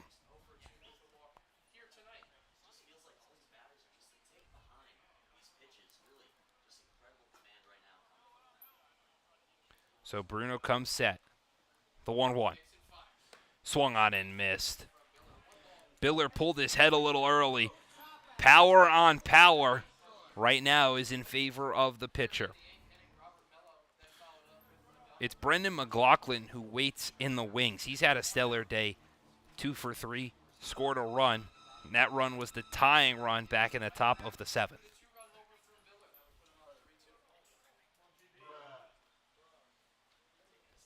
So Biller steps out. That forces Bruno to reset. He immediately gets the sign. The 1-2 from Bruno. Breaking ball bounced in the dirt. The first one of the at-bat.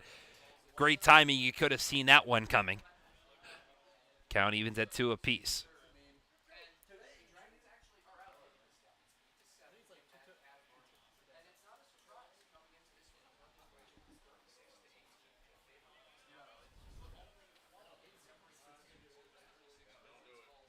No one holding on the runner at second. The 2-2 lined out into left field. It's going to get down for a base knock. Coach Dio is sending Mello, and then he's going to hold up at the last second.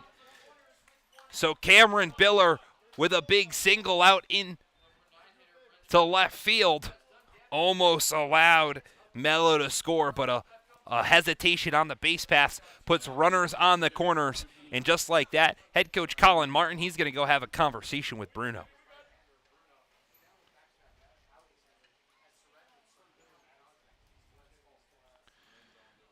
It looks like Glens Falls might just have the number of Greg Bruno. It happened at East Field. It looks like it might be happening again. There's one out. It stands Robert Mello over on third. Cameron Biller is on first. Brendan McLaughlin comes into the plate.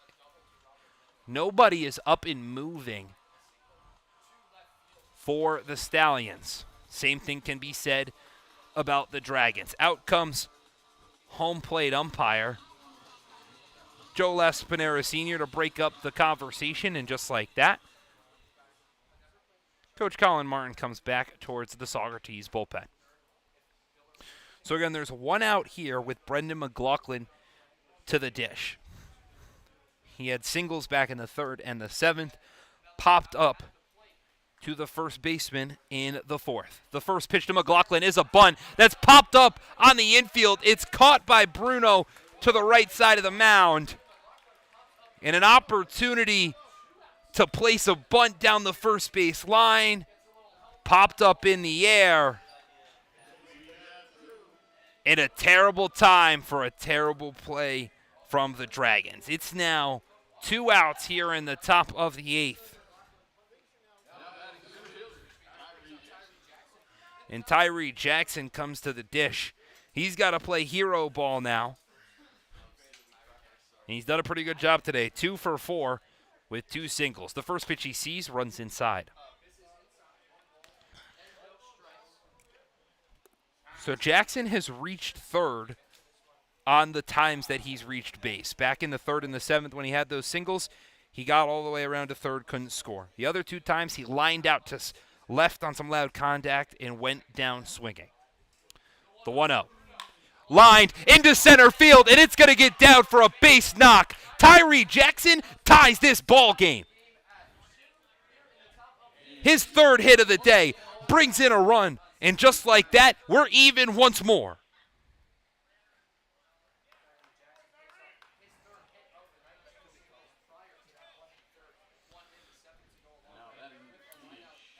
He's got speed, and he's got pop. Tyree Jackson with a single straight back up the middle. Adds his third RBI here in 2025, and now brings up the best hitter for the Dragons and the designated hitter, Trent Jenks.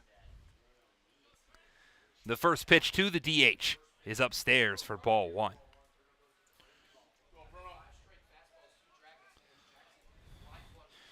Jenks so far today, 0 for 4, 2 groundouts, a flyout, and a strikeout.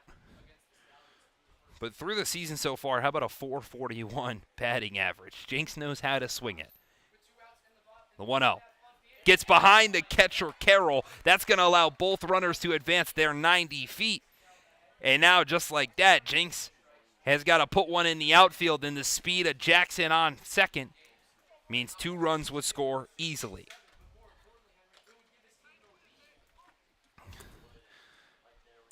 Glens Falls, coming into the 7th inning, had stranded 10 runners on. It looked like their offense was going to go all the way to the finish line and collapse again. The 2-0 to Jenks, right down Broadway.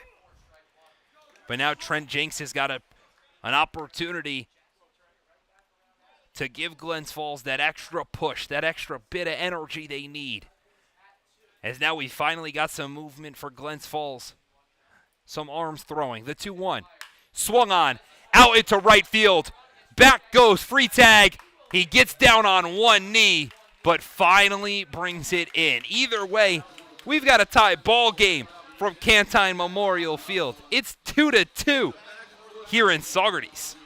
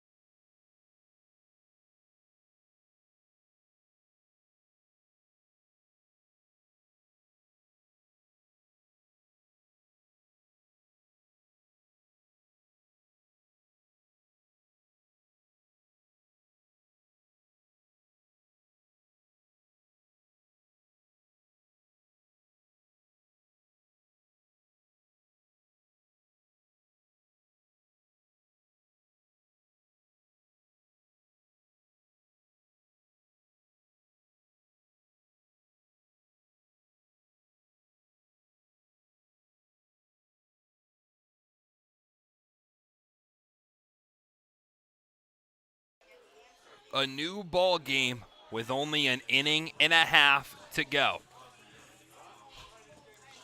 Tie ball game after the Dragons strike and add another, large in part due to a Tyree Jackson RBI single. Had even this game at 2 apiece. Chase Falcon steps back in to face the middle part of this lineup. 4, 5, and 6 gets Dylan Passo taking a big cut at the first pitch.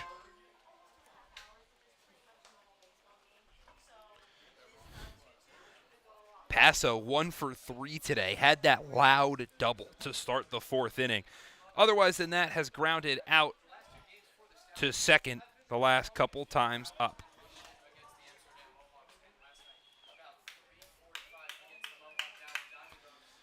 Falcon coming set.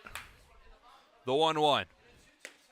In there for strike 2.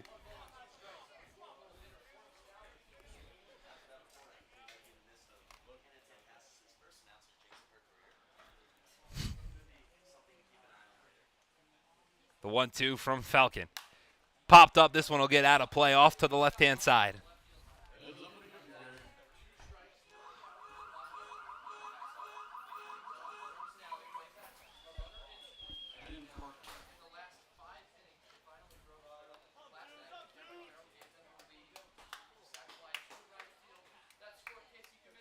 The 1-2. Fouled off.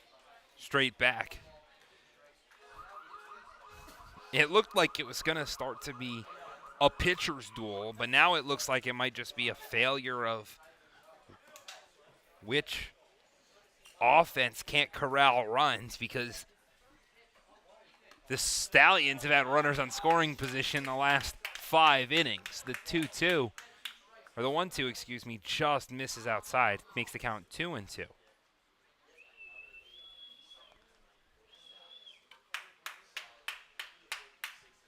Now the 2-2 from Falcon.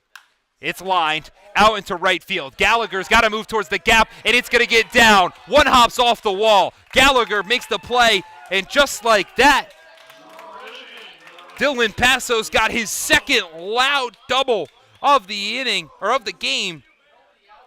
Puts a runner in scoring position with nobody out here in the bottom of the 8th.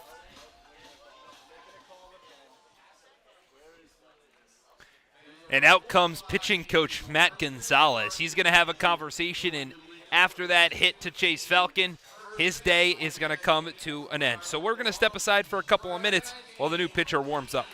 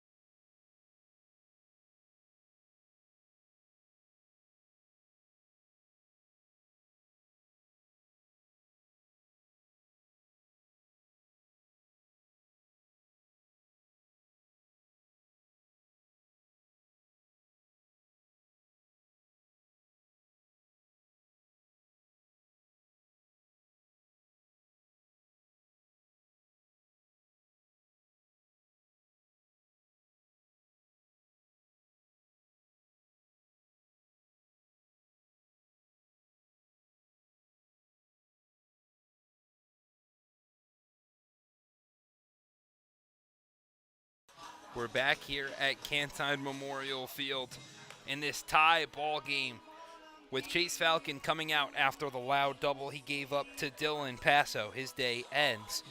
And just like that, in comes Ethan Nardacci. Nardacci actually pitched in Game 1.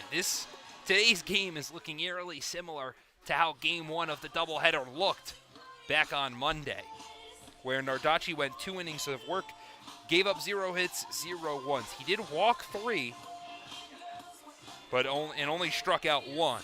But again, more importantly, 0 walks so far in game, or 3 walks in Game 1, but 0 hits, 0 runs. That's what matters the most. So Dylan Passo stands on second, with Travis Hobbins-Siefken coming to the dish. He's 0 for 3 in today's game. The first pitch that Hobbins-Siefken sees is outside for ball 1. An opportunity Glens Falls would love to have. They need to limit the damage to head to the 9th inning and just get 1 as the 1-0 misses upstairs.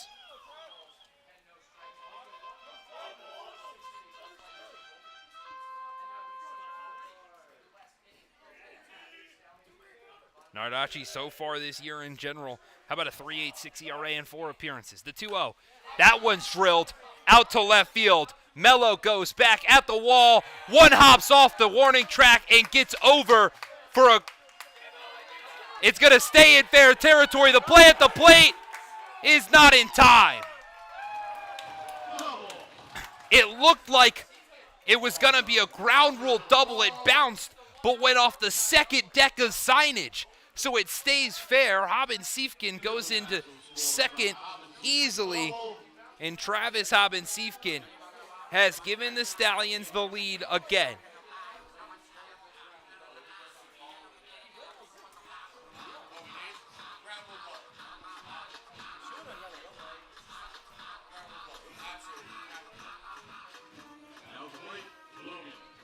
So we've got some clarification.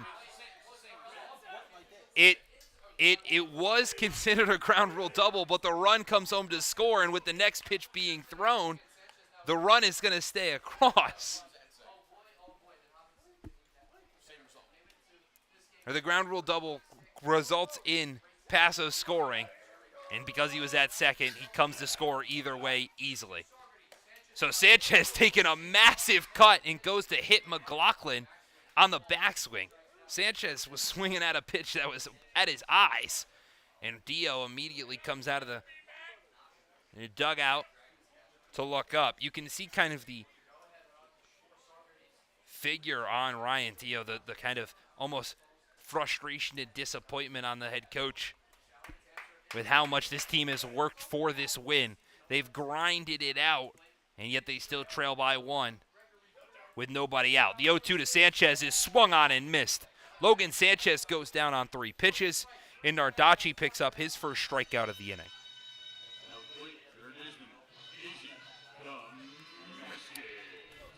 So after all the confusion, Hobbins-Siefken doubled to bring in Passo. That's going to be the winning run as of now. It's another RBI for Travis Hobbins-Siefken and his first hit of the day. He still stands at second as Casey Kaminsky fouls 1 off.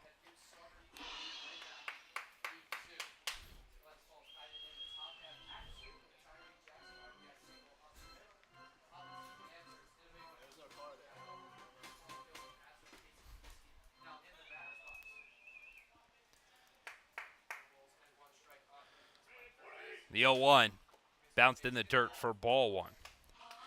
Kaminsky so far today, 1 for 3 with a single, a ground out, and a fly out to right field.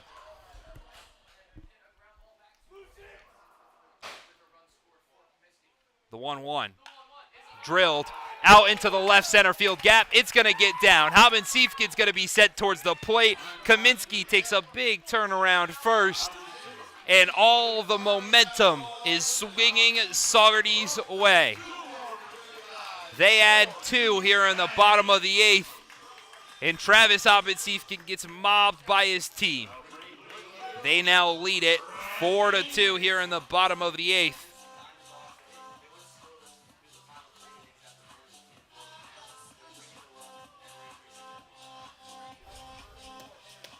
A gut punch.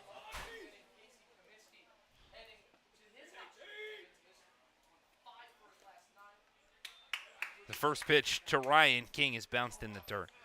A gut punch for Glens Falls. A game that seems like they were so close. It's not over. The Dragons have come back from larger. But now the ball is in the hands of Ethan Nardacci to keep it clean for 2 more outs. The 1-0, immediately Kaminsky's on the move. The throw down to second, not in time. Kaminsky will grab his first stolen base of the game. And just like that, the Stallions have another runner in scoring position with a 1-1 count to Ryan King. King, his stat line today, he's got a hit. That was another loud double, about 3 feet away from a home run. Similar spot to where Oppensiefen put his ground rule double. The 1-1 he sees is in there for a strike, too. His other 2 at-bats, though, he's been hit both times in the 5th and in the 7th. Was stranded on first and then reached third, but couldn't come around to score. The 1-2. He checks his swing. They're going to ask if he went around, and they say he did. So Logan Sanch, it's a second strikeout for Ethan Nardacci. And John Freitag rounds out the Stallions lineup. So far, 1 for 3.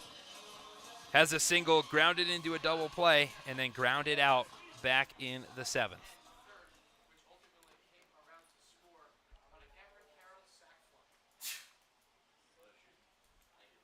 The first pitch to Freitag is in there for a strike. Nardacci, really ever since those 2 doubles, has been attacking the zone. Kaminsky put a good swing on his single.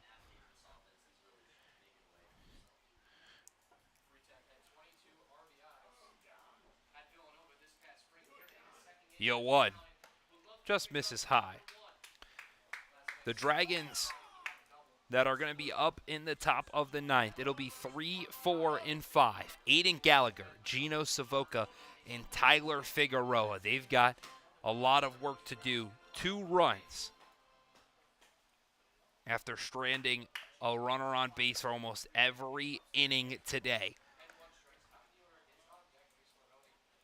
It has been 12 total runners. 12. That Glens Falls has left on the base paths. 1 in every inning, multiple in 4. The only frame they didn't leave runners on was back in the 1st when they were set down 1, 2, 3. Nardacci's 2-1 is chopped off foul straight back.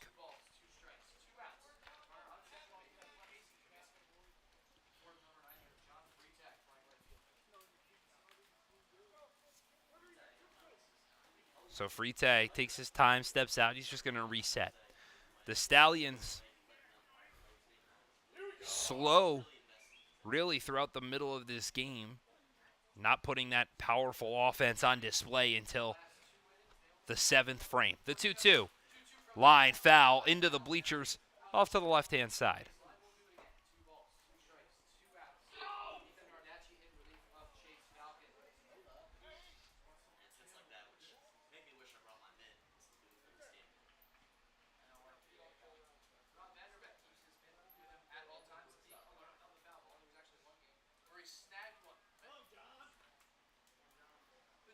The 2-2 just misses inside.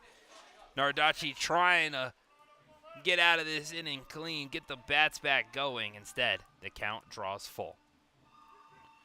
So Nardacci getting set on the mound. The full count with 2 outs means you'll see Kaminsky in motion. Nardacci comes set. The 3-2 is swung on over towards Savoca at short. He chops it off his left-hand arm, and it's going to go down as an E6. after an excellent defensive performance from Gino Savoca today. An error in the 8th puts runners on the corners now. And the top of the lineup coming to the dish. The second baseman, Reese Maroney, steps in. He's 2 for 3. He's got an RBI to his name, a double, a walk, 2 stolen bases. Pretty much a little bit of everything for Reese Maroney, who watches the first pitch strike.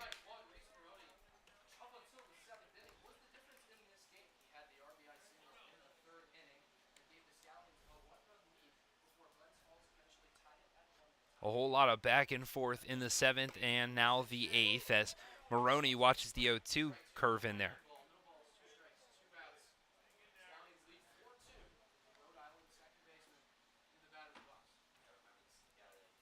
So again, it'll be Kaminsky at third. Freitag stands at first. Kaminsky takes a big cut on 3 straight pitches. So Nardacci sets the inning down as we now head to the top half. Glens Falls has got some work to do, but the offense is right at the door. Can they get the 2 runs they need in the top of the 9th?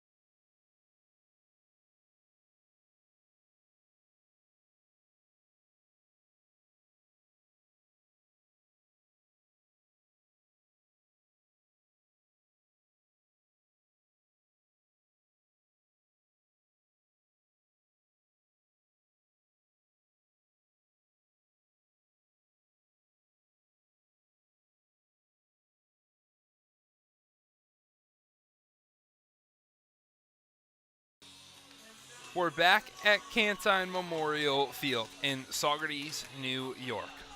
The Dragons, they've got just 3 outs to work with. They need 2 runs. Do what the Stallions did in the bottom of the 8th to at least tie this game and advance it further. It's the heart of the Dragons lineup. Aiden Gallagher, Gino Savoca, and Tyler Figueroa. Those are going to be the guys that have got to start the comeback for Glens Falls, and they're going to try to do it against the guy they hit pretty well, and Greg Bruno, back in Game 1 of the doubleheader on Monday.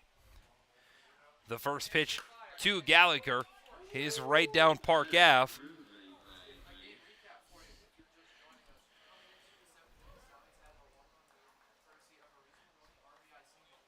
Gallagher today 2 for 3.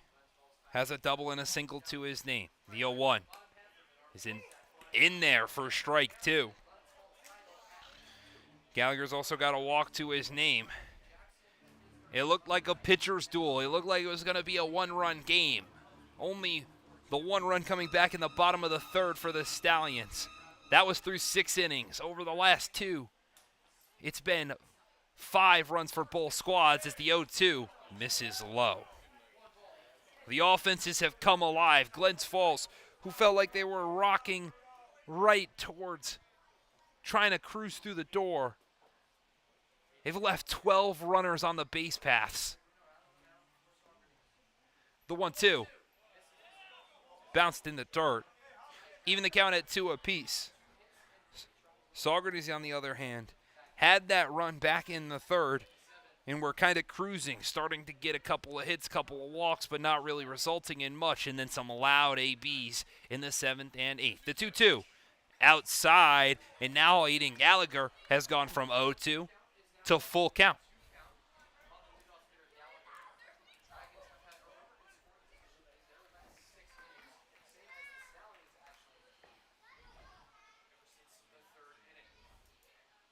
The payoff pitch is popped off.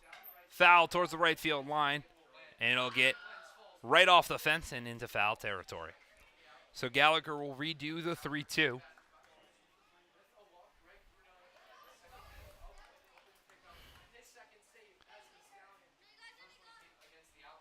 Bruno stepping back in.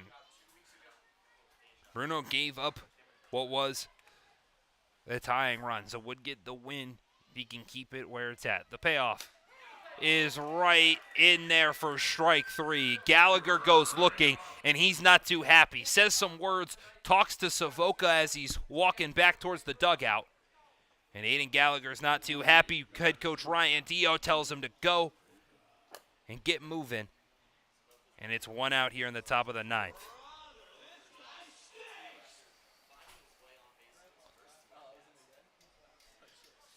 So Gino Savoca steps up to the dish. He's 0 for 2, or 0 for 3, excuse me. As his first pitch, he sees, he lines it out into right field for a base knock.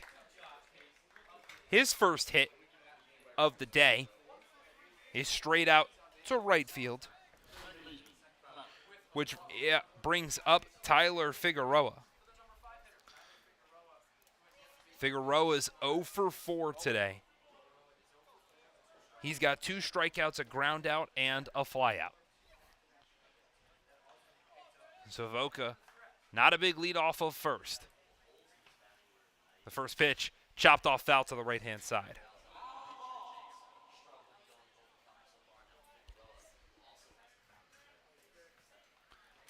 Again, Savoca has only attempted 1 stolen base this year and was caught.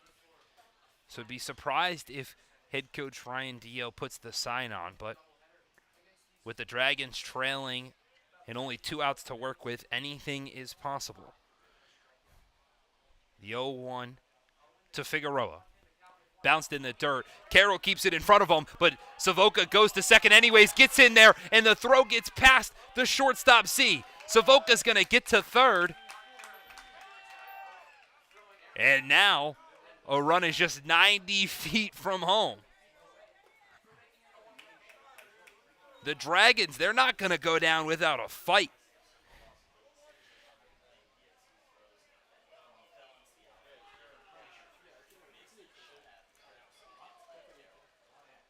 So another error on Carroll behind the plate puts a run 90 feet away. The 1-0 misses outside for ball 2. Carroll had the big error that allowed a run to come score in the top of the 7th.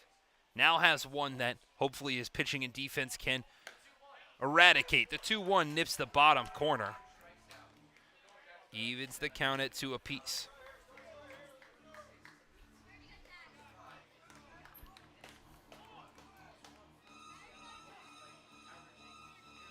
Figueroa in a big-time spot. Got 5 RBIs to his name, a homer, a triple, and a double. The 2-2. Breaking ball stays upstairs.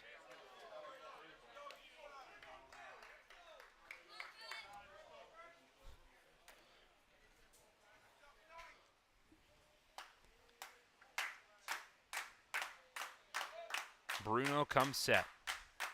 The 3-2 pitch is hit on the ground.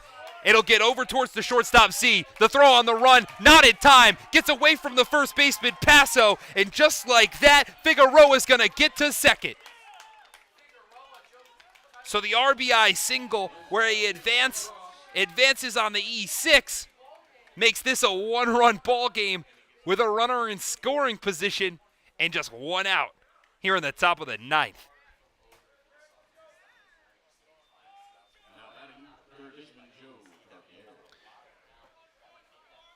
So Joe Carpierre steps into the batter's box. 1 for 4 in today's contest. Had that single back in the 6th, but is struck out twice. Once swinging, once looking, and has a ground out to his name as well.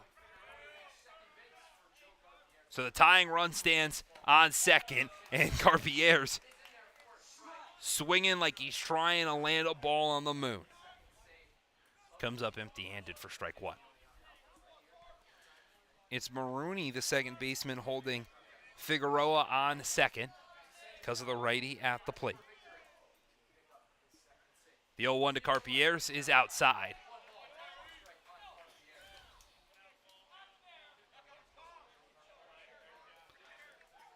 Carpier's got just 2 RBIs to his name. Has a double, though. He's 7 for 33. The 1-1 misses low.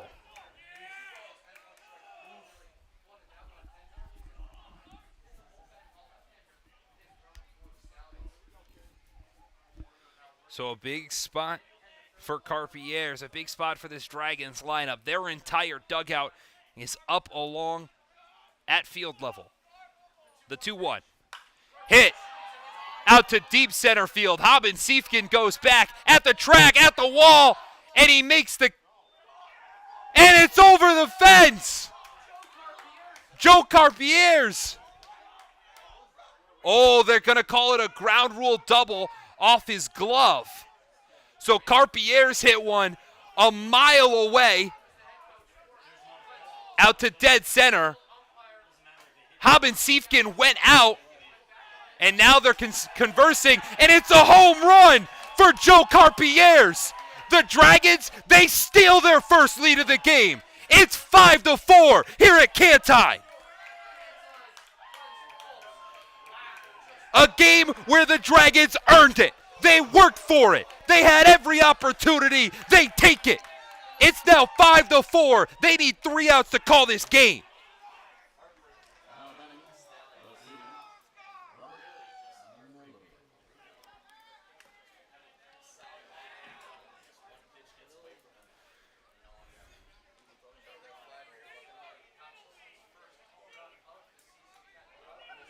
The Dragons would love nothing more than some insurance. How about Robert Mello in a spot to do that? The first pitch he sees, he watches low.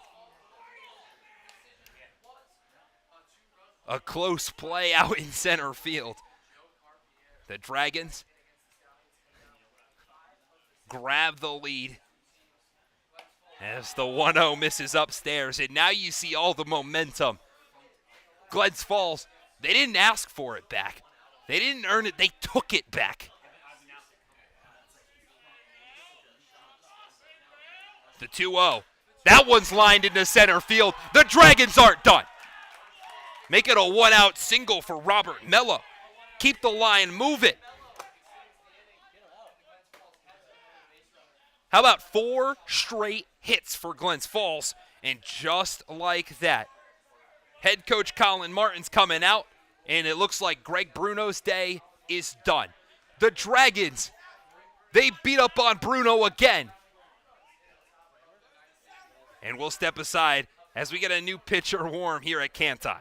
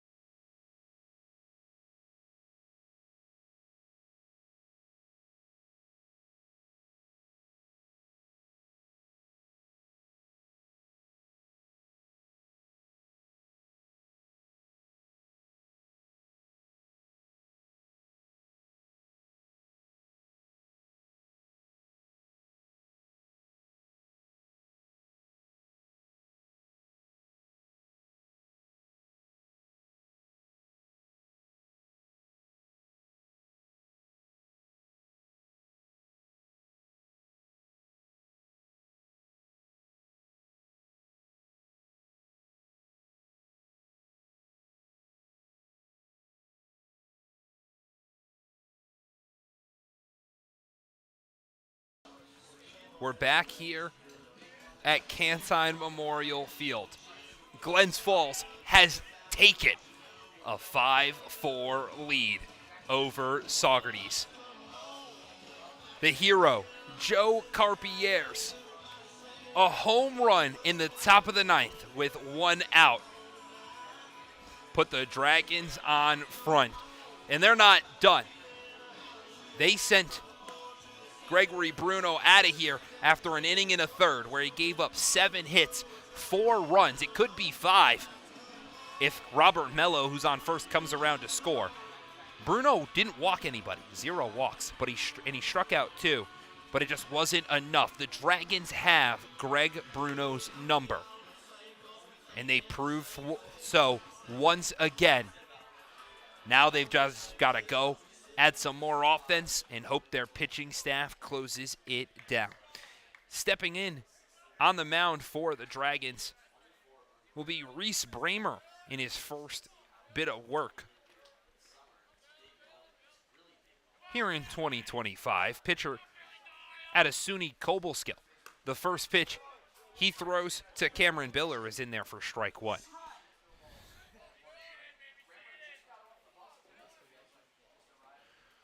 Bramer stands at 6'3".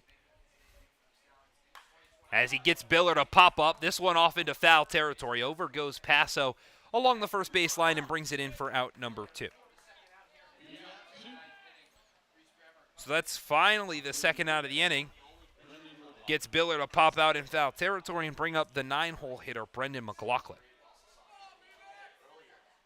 Yeah, how about Bramer not having the ideal 2025 collegiate season? Had a 12.96 ERA through 12 appearances.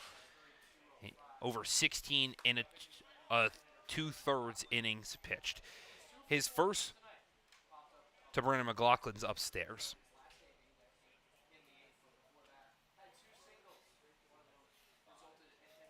Bramer not known to necessarily give up a ton of walks, though, 23 to 29 strikeouts, as McLaughlin fouls that one back to make it even at 1 apiece. Bramer did have a 2-7 record, though,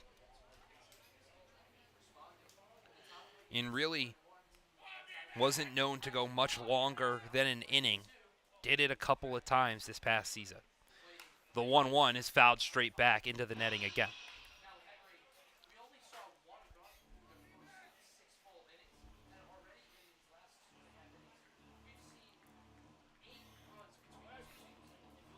So now Bramer, the first lefty in today's game, he comes set to McLaughlin. The 1-2. Just outside. It's been a slugfest over the last 2 2/3 of an inning. 8 runs have come home to score. The 2-2 misses well upstairs. So now Bramer's in his first full count. You see Ryan Diogo give the sign over to Robert Mello at first. There's 3 balls, 2 strikes with 2 outs here in the top of the 9th. So Mello will be off on the pitch. The 3-2. Misses upstairs for ball 4. And just like that, McLaughlin welcomes Bramer to the PGCBL. His first walk. And now the lineup turns over for Tyree Jackson. Tyree Jackson with 3 hits today, all of which were singles. Came up with a big one in the top of the 8th that tied this ball game. Saugerties would go grab the lead back in the bottom of the 8th. And then it's the top of the 9th where the Dragons have really struck gold. It looked like everything was going to go wrong. Gallagher struck out to start the top of the 9th. Then a Savoca single, a Figueroa single. Next thing you know, Carpier's hits a big bomb, and it's a 5-4 lead in favor of the Dragons. Add on a Robert Mello single, and now a Brendan McLaughlin walk. We got runners on first and second, and a 1-1 count to Jackson, who's having a stellar game.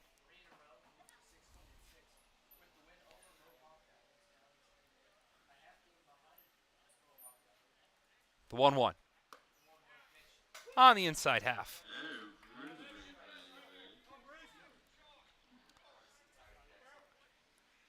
And Cantine Memorial Field was rocking with the Stallions up. Ever since that Joe Carpier's home run, it has silenced here. The 1-2 from Brammer is in there for strike 3. So Tyree Jackson goes down looking, but the Dragons, they've got a lead. An opportunity to pick up win number 8 here in 2025. They're going to give the ball back to Ethan Nardacci and let him go to work in the bottom half.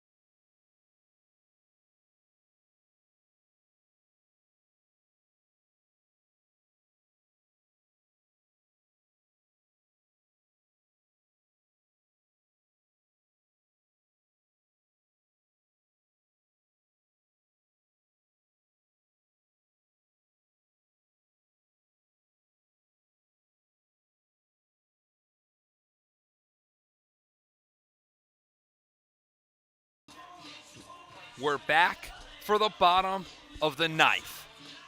Big time moment for Ethan Nardacci and the Glens Falls Dragons. They need 3 outs to pick up win number 8 here in 2025. And they've got to do it against arguably the best hitters in Saugerties lineup. It's 2, 3, and 4. Cameron Carroll, the catcher, is going to lead it off. Then it's followed by Jamie Z, the shortstop, in Dylan Passo, the first baseman.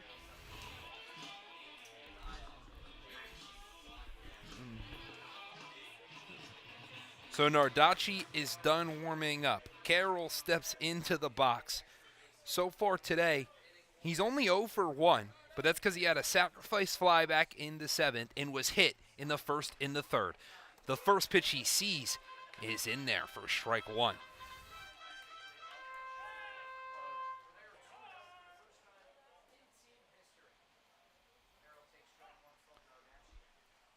The 0-1 from Nardacci tries to hit that outside half again, but just a little too far outside.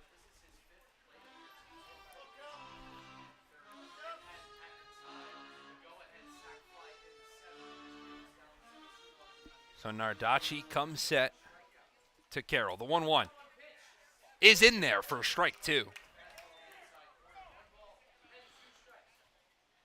One pitch at a time for Nardacci. Nobody's even down in the Dragons bullpen. The 1-2, breaking ball, tries to get it on the outside. Instead, the count will even at 2 apiece.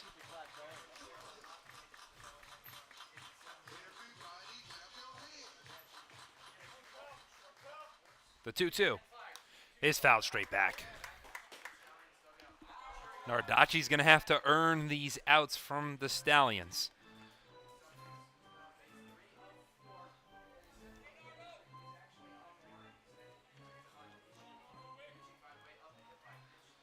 The 2-2 popped off foul. That'll go in towards the parking lot.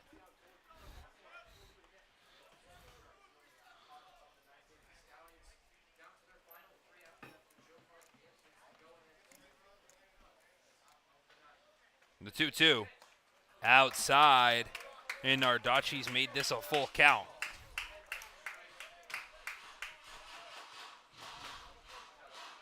So now the righty has got to go at him.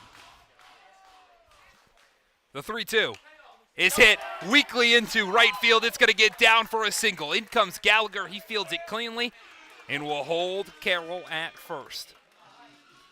So Cameron Carroll starts the bottom of the ninth with a single, his first hit of the day, and goes station to station to give the bat to Jamie Z. Now, Jamie Z has been electric over the past week. 4 homers over these past couple of games. The bad news today, he's grounded into 2 double plays. Squares around a bunt. Immediately, Carpier's comes in the third base line. Fouls the bump back in towards the Dragons dugout. They're celebrating because they think it's a little bit of banana ball action. Fair fan catches the foul ball, but it's not. Really, it was led by Jake O'Connor over there. As another bunt, this one popped back to the pitcher. Nardacci goes to second. What a heads-up play from the pitcher. Gets the lead runner, and the bunt muted.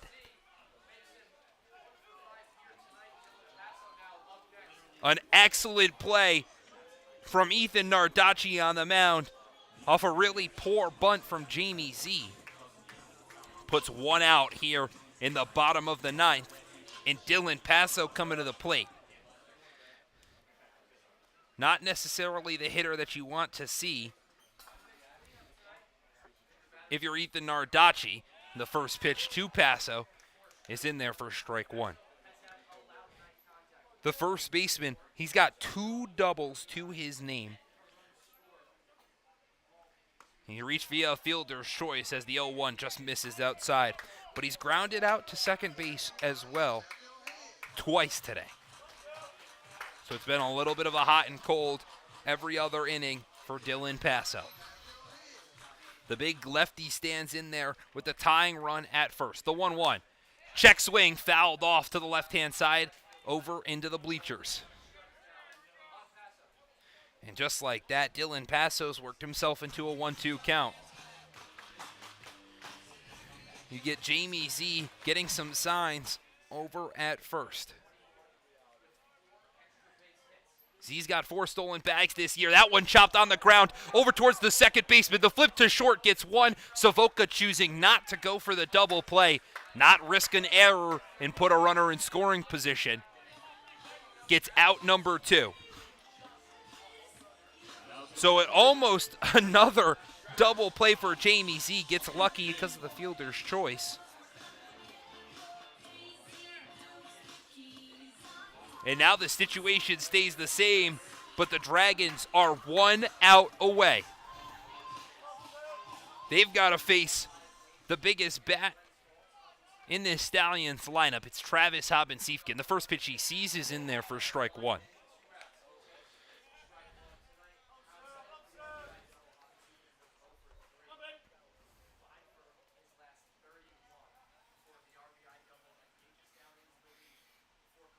The 0-1. Swung on and missed. Hobbin-Siefken well out in front. And the Dragons, they're 1 strike away.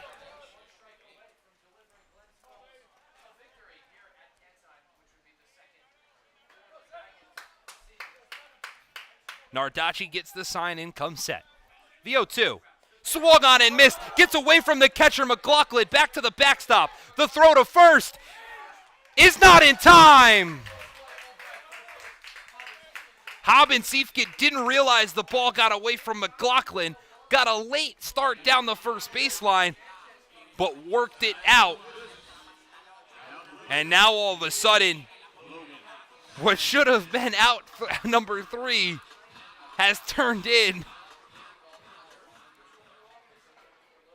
to a runner on first and second with 2 outs. So a not in time. It still goes down as a strikeout for Travis Hobbin-Siefken, but he reaches on the dropped third strike. And now there's a runner in scoring position with 2 outs. And Logan Sanchez steps to the dish. He's 0 for 4 today. A strikeout, 2 groundouts, and a pop out in foul territory. The first pitch he sees is in there for strike 1. Sanchez, one of 6 players on this Saugerties team that's got double-digit RBIs here in 2025. The 0-1 just misses outside.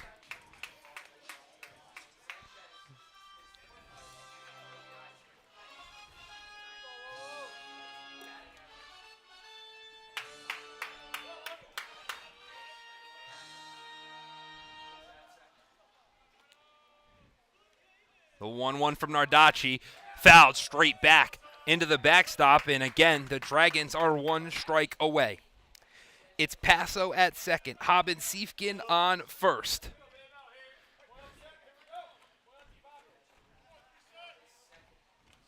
Sanchez staying in the box. Nardacci gets the sign and comes set.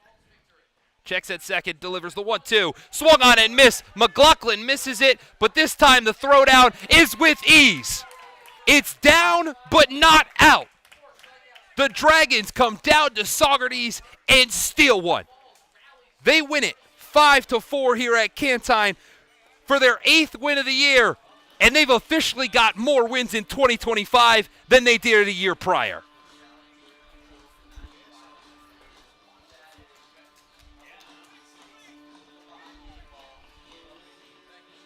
It simply comes down to it. A team that knocks on the door all night long eventually will kick it down. So close. It felt like the Dragons were out of it. 1 out in the top of the 9th. And they come back from a 2-run deficit, large in part to a Joe Carpier's home run to straightaway center field. His first of the year. And the Dragons pick up win number 8. Saugerties, that chalks it in as loss number 9. They fall down to 10-9 on the season. Glens Falls, they're still trying to make a push towards a playoff spot. Today's game over Saugerties is most certainly going to help for a team that wants to get back to the PGCBL playoffs. They're now only a game behind Utica. And they've got a whole lot closer to that PGCBL playoffs. And proven why they're on their way back to being one of the best teams in the PGCBL. All right, that's all from Cantine Memorial Field here in Saugerties, New York. I've been Nathaniel Cunningham. The Dragons, they take it 5-4 over the Stallions.